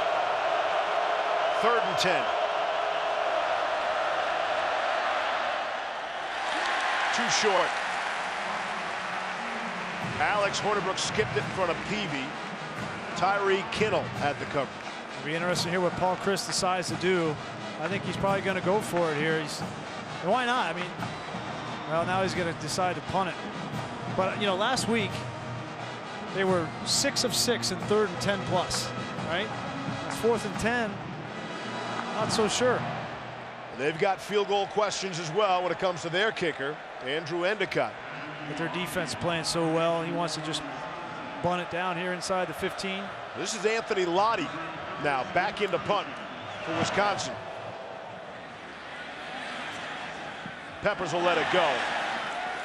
Takes a Wisconsin bounce to stay in. Finally, a positive special teams play. It depends how you look at it. Which team? 12:54 to go. Execute. Absolutely. 7-all. Be inside the top 5 easily. Right. Right. Interesting. Then they get, they get a bye week, and then Ohio State. I mean, that's if they win that one, they might be number 1. Handoff. Isaac nearly lost the football. Regained it. Has the first down. So on a drive that starts from Michigan's own 7, they get the gain of 13. It's a breathing room. Wow. Great hole for Ty Isaac. But watch the ball. Ball security is going to be a big issue now. Tyrone Wheatley is the running back coach for Michigan and one of the best to ever play at Michigan. Guarantee you on the sideline right now, he's reminding all of his backs. It's a 7-7 game, backed up inside our 20-yard line. And Coach Wheat understands a turnover will be a killer. He's talking to him right now about it. Please reset the game clock to 12 minutes, 37 seconds. Had the good fortune to play with Tyrone for a couple of years, and he was one of the fastest backs I ever played with. But you see how big he is, in a good way. Of course. That's a compliment. I got to make sure I clear that up because Ty will come after me after the I game. think you just made it worse, actually. 8 different ball carriers for Michigan. Davion Smith carries it there. TJ Watt the stop. Todd McShay is a special guest on the field. Yeah, Todd Blackledge. Good to have you down here, man. Look who I found. So you had the Washington-Stanford game last night. Turned out to be a blowout. We didn't really expect that. What did you see from Washington in that one? I saw them dominate the line of scrimmage. That was the most surprising thing in the game. I knew they had speed. I liked their quarterback, but they were dominant on both sides of the ball in the line of scrimmage. Jake Browning, the quarterback, looked sharp. I mean, I guess the nation hasn't seen a lot from him. What did you get to know about him, studying him and meeting with the coaches? Very similar to Kellen Moore, who played for Chris Peterson at Boise State. He's a guy who studies it. He's a great student of the game, loves to watch film, knows where he wants to go with the football, and very accurate. All right, so you got to see Washington, great performance last night, and now you're watching Wisconsin and Michigan. What are you seeing in terms of similarities, differences? Well, both teams are not running the ball with great effectiveness.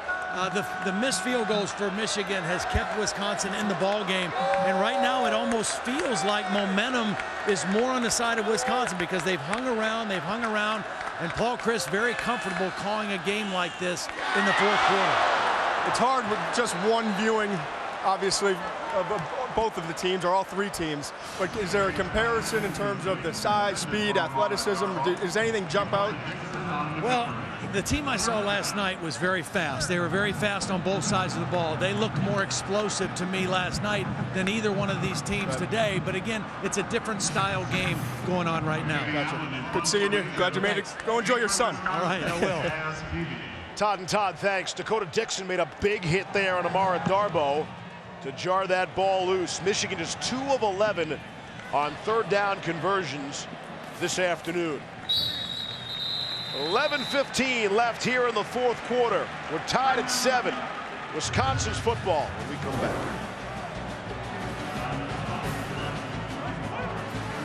Guys, now in the 4th quarter, their defense on the field. It's time to get loud. How do you keep it quiet with nearly 112,000 people in the building today? 111,846 on hand. 270th consecutive game here where they've had more than 100,000 fans in the building. And you're right, they haven't had a whole lot to cheer about. Well, this defense they can cheer about. That's for certain. Sometimes you got to flip what your expectations are, right? It's not always going to be an offensive game, 45 points. They've gotten spoiled here the last month. I'll say. Cheer for this defense. 2nd and 8 now.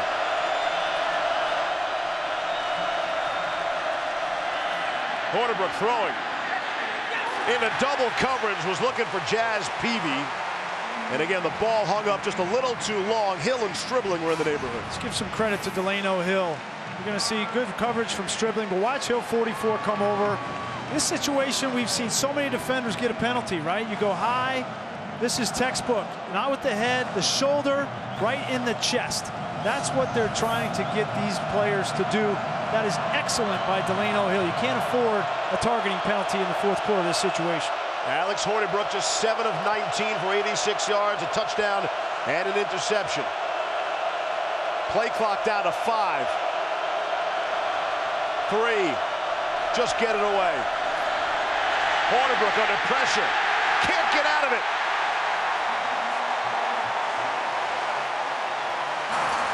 You get in these situations, third down, Steve, you got to keep your wits about you. He's trying to get the ball to Fumagalli. He thinks he's under pressure, but there's enough space there to throw the ball to Fumagalli. It's not going to be perfect all the time, and guys aren't going to be wide open. You got to make that play. I give a lot of credit to these cornerbacks. Lewis, Stribling, really all game long, especially on that series, just locking down the wide receivers man-to-man. It's Lottie back to punt. And it's Peppers on the fair catch. Wonder if all those hits are starting to affect Hornibrook, right? You would think so.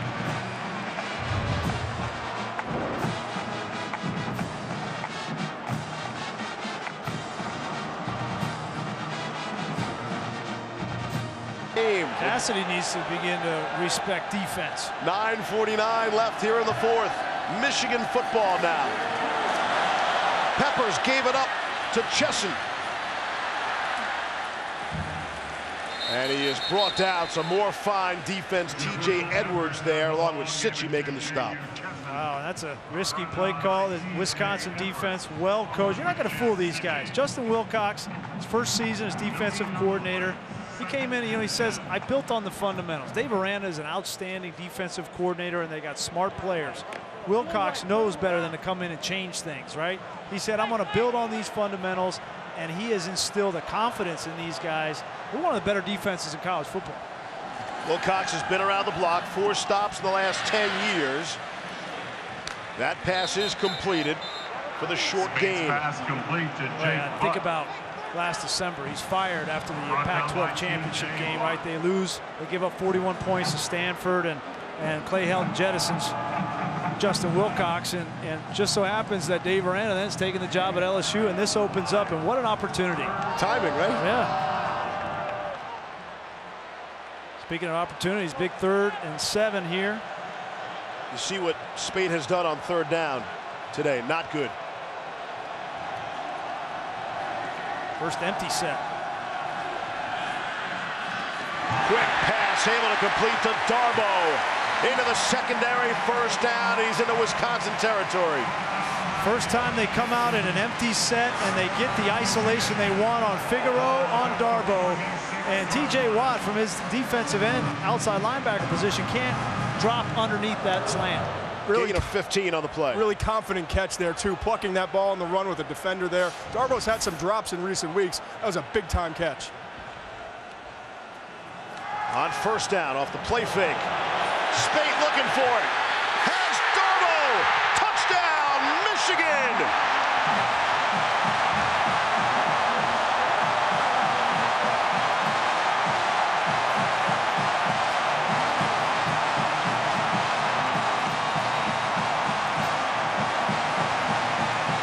Something for the home crowd to cheer about. Amara Darboh has established himself as a go-to receiver for Michigan. Last year it was Chesson. This year Darboh has come on. He has been reliable. He runs great routes. He's strong. He catches a big 3rd down and then gets behind the defense to break this game open. And nothing is guaranteed with a kicking game today. That's Ryan Tice who puts through the extra point. Tice now 6 for 6 on extra points. 14-7 Michigan. The quarterback looks out and sees an ex-receiver 2 yards beyond the corner. It's about as big, as wide open as you can possibly be, and that should be our good hands, All-State good hands play of the game. As you see, he just gets right behind him. Tyndall has an outside release, and then it's just speed. And now you got to put that ball out there. You can't underthrow it because it would be broken up. Great throw from Wilton Speight. 46-yard pass play. Longest play from scrimmage today. And there's a difference between the deep balls that Wilton Speight just threw and the 3 or 4 that were thrown by Alex Hornibrook in the first quarter. 2 of them were overthrown, 1 underthrown and broken up.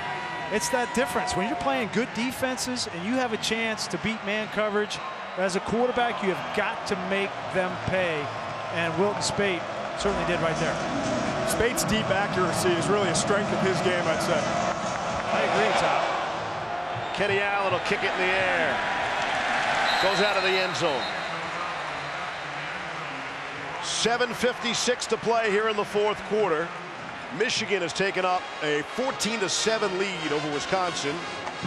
So Michigan got their big play going on offense. What about the Badgers? You know, unfortunately, the Badgers don't have an Amara Darboh, and so Jazz Beebe's kind of their fastest guy downfield, but they haven't had any success there. So you don't need to panic. You got plenty of time. You got all 3 timeouts. You just need to operate your offense. Again, I go back to Fumagalli. You know, it's been tough running the ball between the tackles. First down, get the ball in Fumagalli's hands. Tough spot for the redshirt quarterback, Alex Hornibrook. Made the first start, scored a big win at Michigan State, but here finds himself trailing by 7. 8 minutes to play in the fourth. Starting out at the 25-yard line. Pitch to Corey Clement. Clement's taken down for a loss. Jordan Lewis, the tackle. We talk so much about Jordan Lewis as an All-American corner and his cover skills. Probably the best cover corner in America with Des King from Iowa, but look at him, physical tackling on the edge. That is a complete corner. Lewis making his season debut in the Penn State game. They needed him back, especially with the absence of Jeremy Clark. There's Clement now. Wisconsin has had just 1 possession of more than 6 plays this afternoon. That speaks to just the 7 points on the board. Yep, tough sled. It's not going to make it any easier on Alex Hornibrook. You know, sometimes his quarterback, the elements have the worst timing. It always rains in the movies, too. In the fourth quarter, trailing by 7. Drama. Young quarterback on the road, 111,000 people. Hoping you fail. 3rd and 5. Hornibrook able to complete, juggling, great catch, but it's not enough for the first down. Guess who again? Making a huge play, not batting the ball or intercepting it, but Jordan Lewis on the tackle. If he doesn't get this tackle, Wheelwright gets a first down and a fresh set of downs. I mean, this is a huge play by Jordan Lewis. Wisconsin in punt formation now.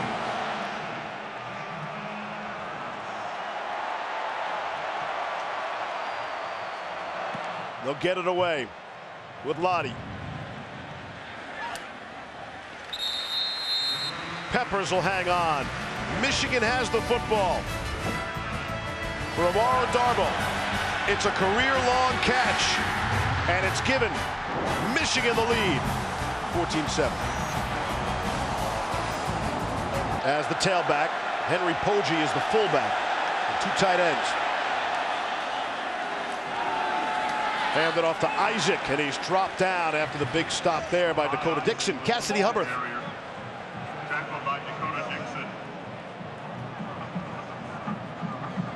No gain on the play. 2nd and 10.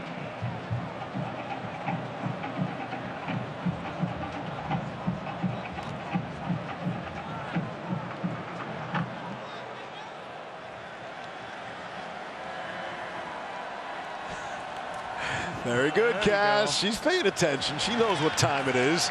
Chris Evans, the ball carrier. Chris Evans with the ball. Sangapulu made the stop. Okay, so 3rd down. You run first down, no gain. You run 2nd down, gain of 3, and now 3rd and 6. This is where in your back pocket you got to have that play on your call sheet that you've gone over with your quarterback and he feels comfortable with, and that you can execute, because these are the kinds of plays that win games right here. So the 3rd down conversion rate, not good today, has been excellent in the first 4 games. 3rd and 6. Under pressure. Spate is dropped. Garrett Dooley brought him down. And a huge defensive play by the Badgers. Yeah, this is the substitute for Vince Beagle. It's Dooley off the edge. There's a miscommunication between the right tackle, Magnuson, and the back, Davion Smith. one of those two guys has to be responsible for the outside linebacker, and give credit to Justin Wilcox with another 30 front look that confuses Michigan's protection. Fourth Badger sack of the afternoon. Kenny Allen will put it in the air. And it's Peavy from the 22. Jazz Peavy. Maybe gets a couple. 4:05 left after the 53-yard punt. Take a look at our Pacific Life game summary now. Well, you said it. You know, those 3 missed field goals by Michigan. If they end up holding on, those guys, Kenny Allen and Tice, off the hook. They're rooting hard. They're cheering hard on the defense. sideline. It's tough, man. It's tough when you lose your confidence, but it's a lot easier to go through the next week if you Exactly win. what I was thinking, right? Don't check Twitter, those guys, if Michigan comes up short. See what Alex Hornibrook is made of here. He's made up of handing it off to Corey Clement. Giddy on the stop. Tough spot for a young quarterback, freshman quarterback, making his second start. Under 4 minutes left, down 7. You can't hear it right this second, but once they get going up over the football, this place is erupting. It's going to be hard to check out of plays and do anything unless it's hand signals. It's going to be interesting to see how he responds, Hornibrook, to this moment.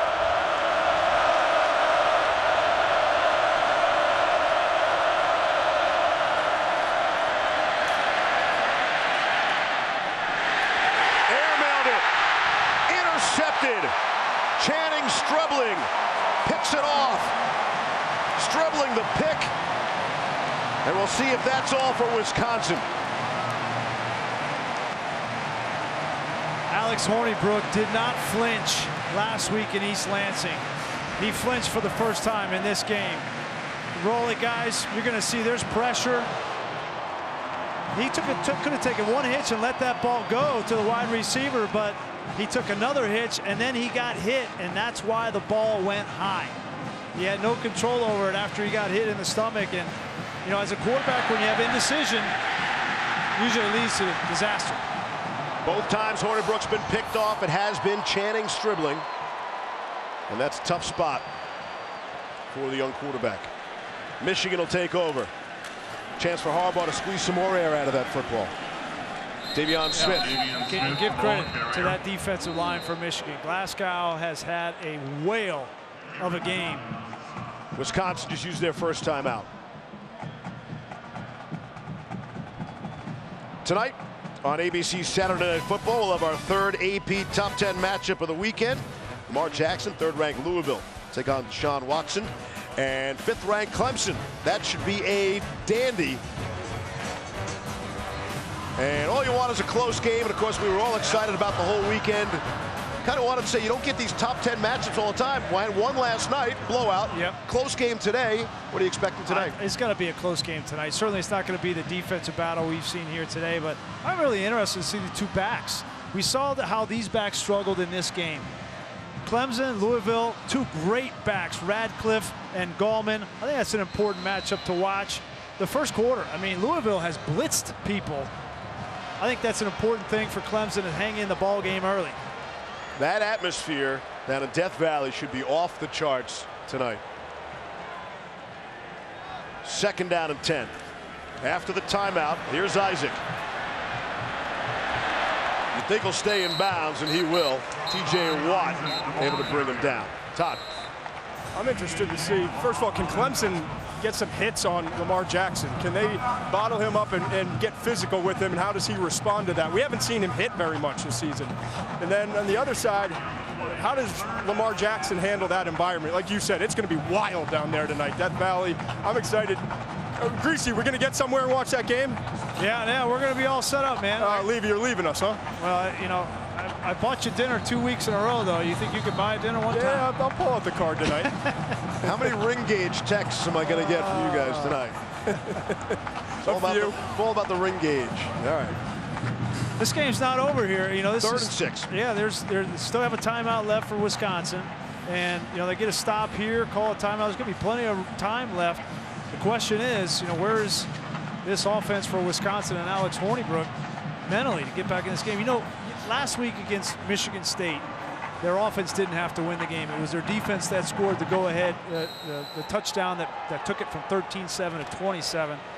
This time it's all on their back. Defense can't help them out. Michigan 3 for 13 on third downs. Wisconsin has just one timeout left.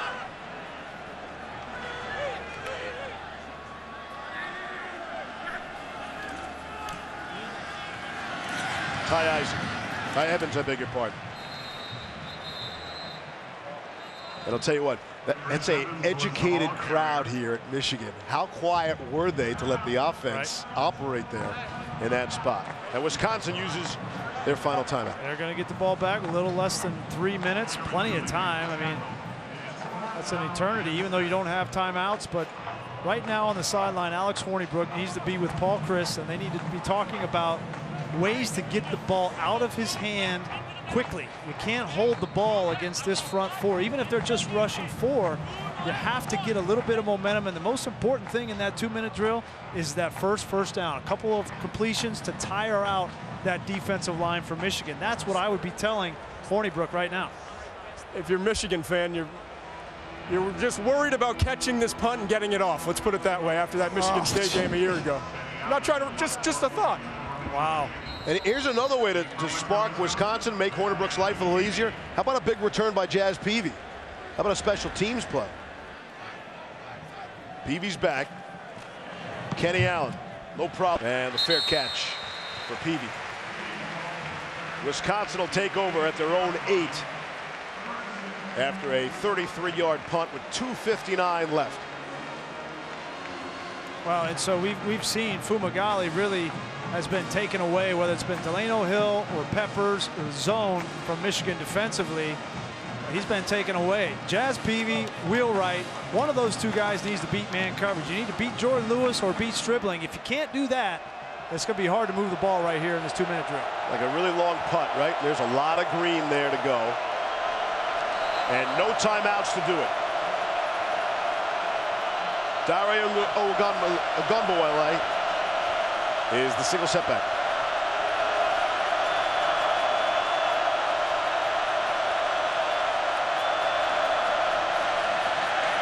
Hornibrook, Ogunbowale, knocked out of bounds by who else? Jabril Peppers. It's interesting, Steve. Don Brown, defensive coordinator for Michigan. That's the first time I've seen him play zone coverage in this game. So on his 2-minute drill, we always talk about the prevent defense, right? That's not who Don Brown is. But in this situation, backed up inside the 10, I don't totally disagree with it. You don't want to have a man coverage break one tackle and he goes 80. So after the completion, no gain, 2nd and 10. Hornibrook throwing, incomplete. Wheelwright couldn't take it off the turf. 3rd and 10. Would have been a tough catch. But your quarterback is under siege back there. You got to go down and make this play. One hitch is about all the time you have. Wheelwright's got to make that. And making matters worse, he was shaken up after the play. That's Wheelwright, who's down on the ground.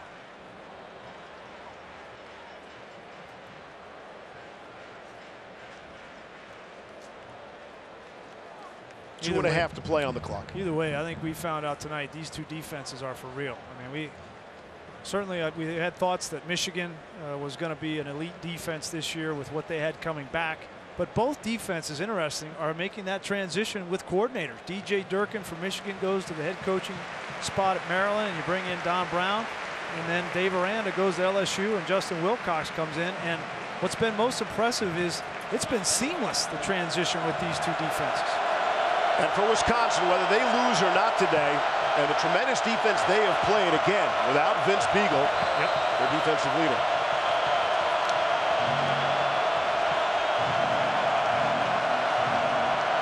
You got 2 downs here. You don't have to get it all in one shot. And again, no timeouts.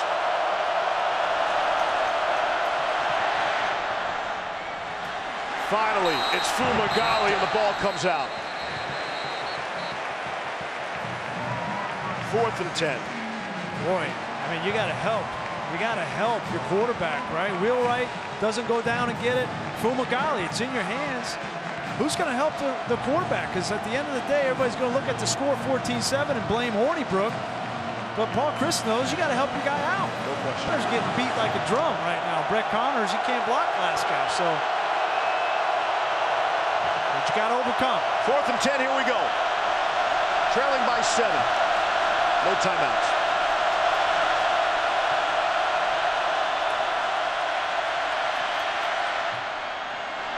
Down the middle of the field. Intercepted. Jordan Lewis with your exclamation point. And very likely the dagger.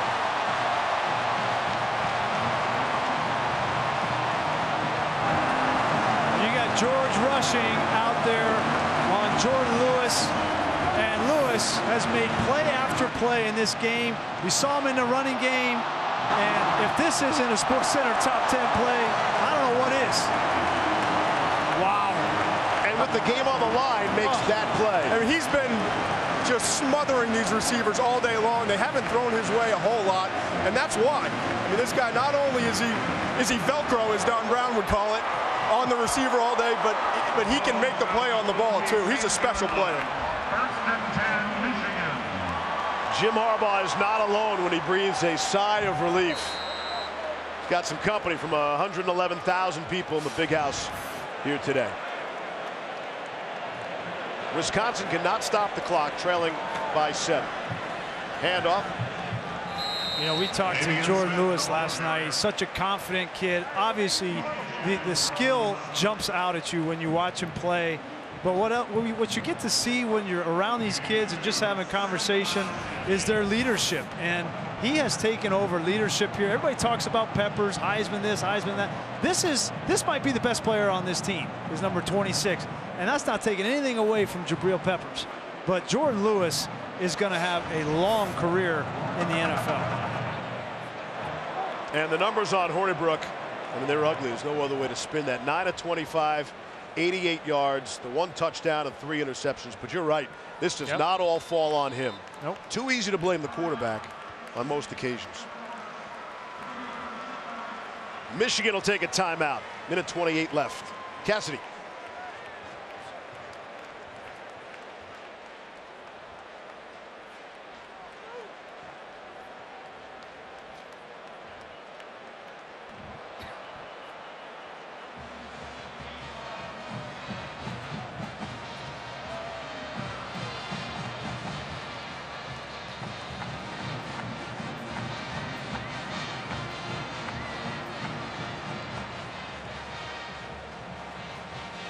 All right, Cassidy, thank you. Thrilling action all over this great country of ours.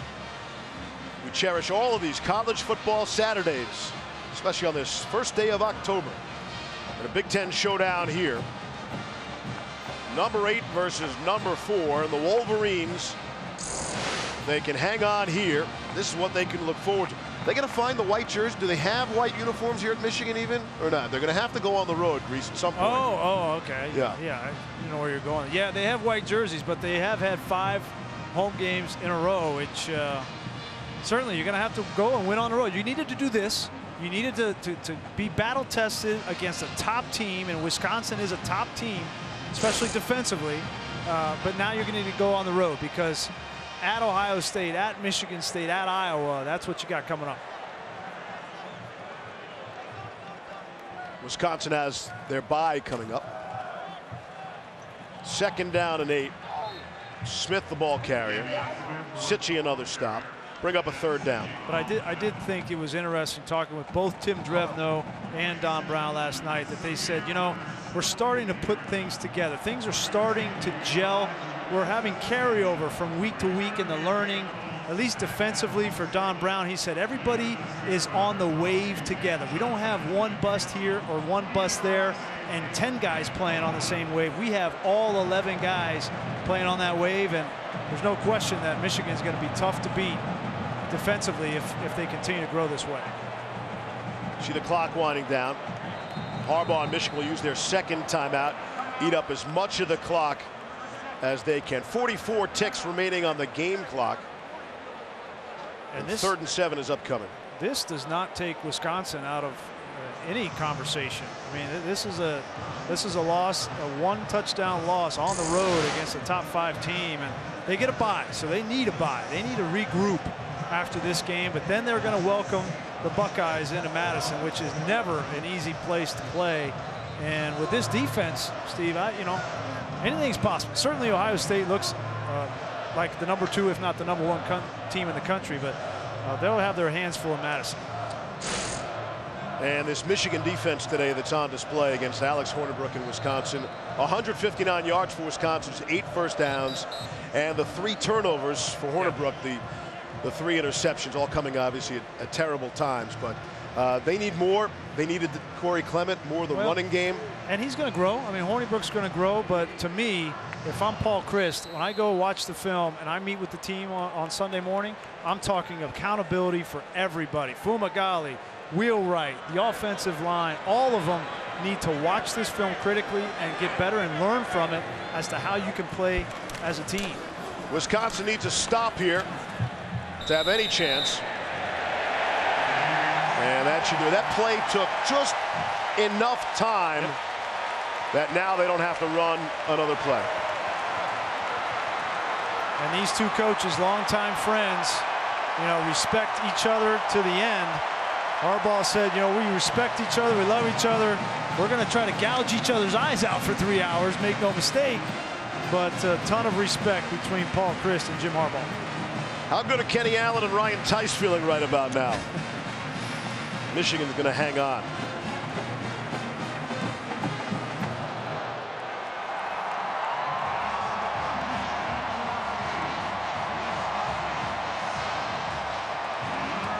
Michigan knew there'd be a game they wouldn't score 45 points in.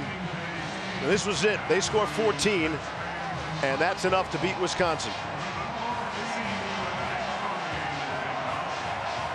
Down to Todd McShay. Hey, Jordan.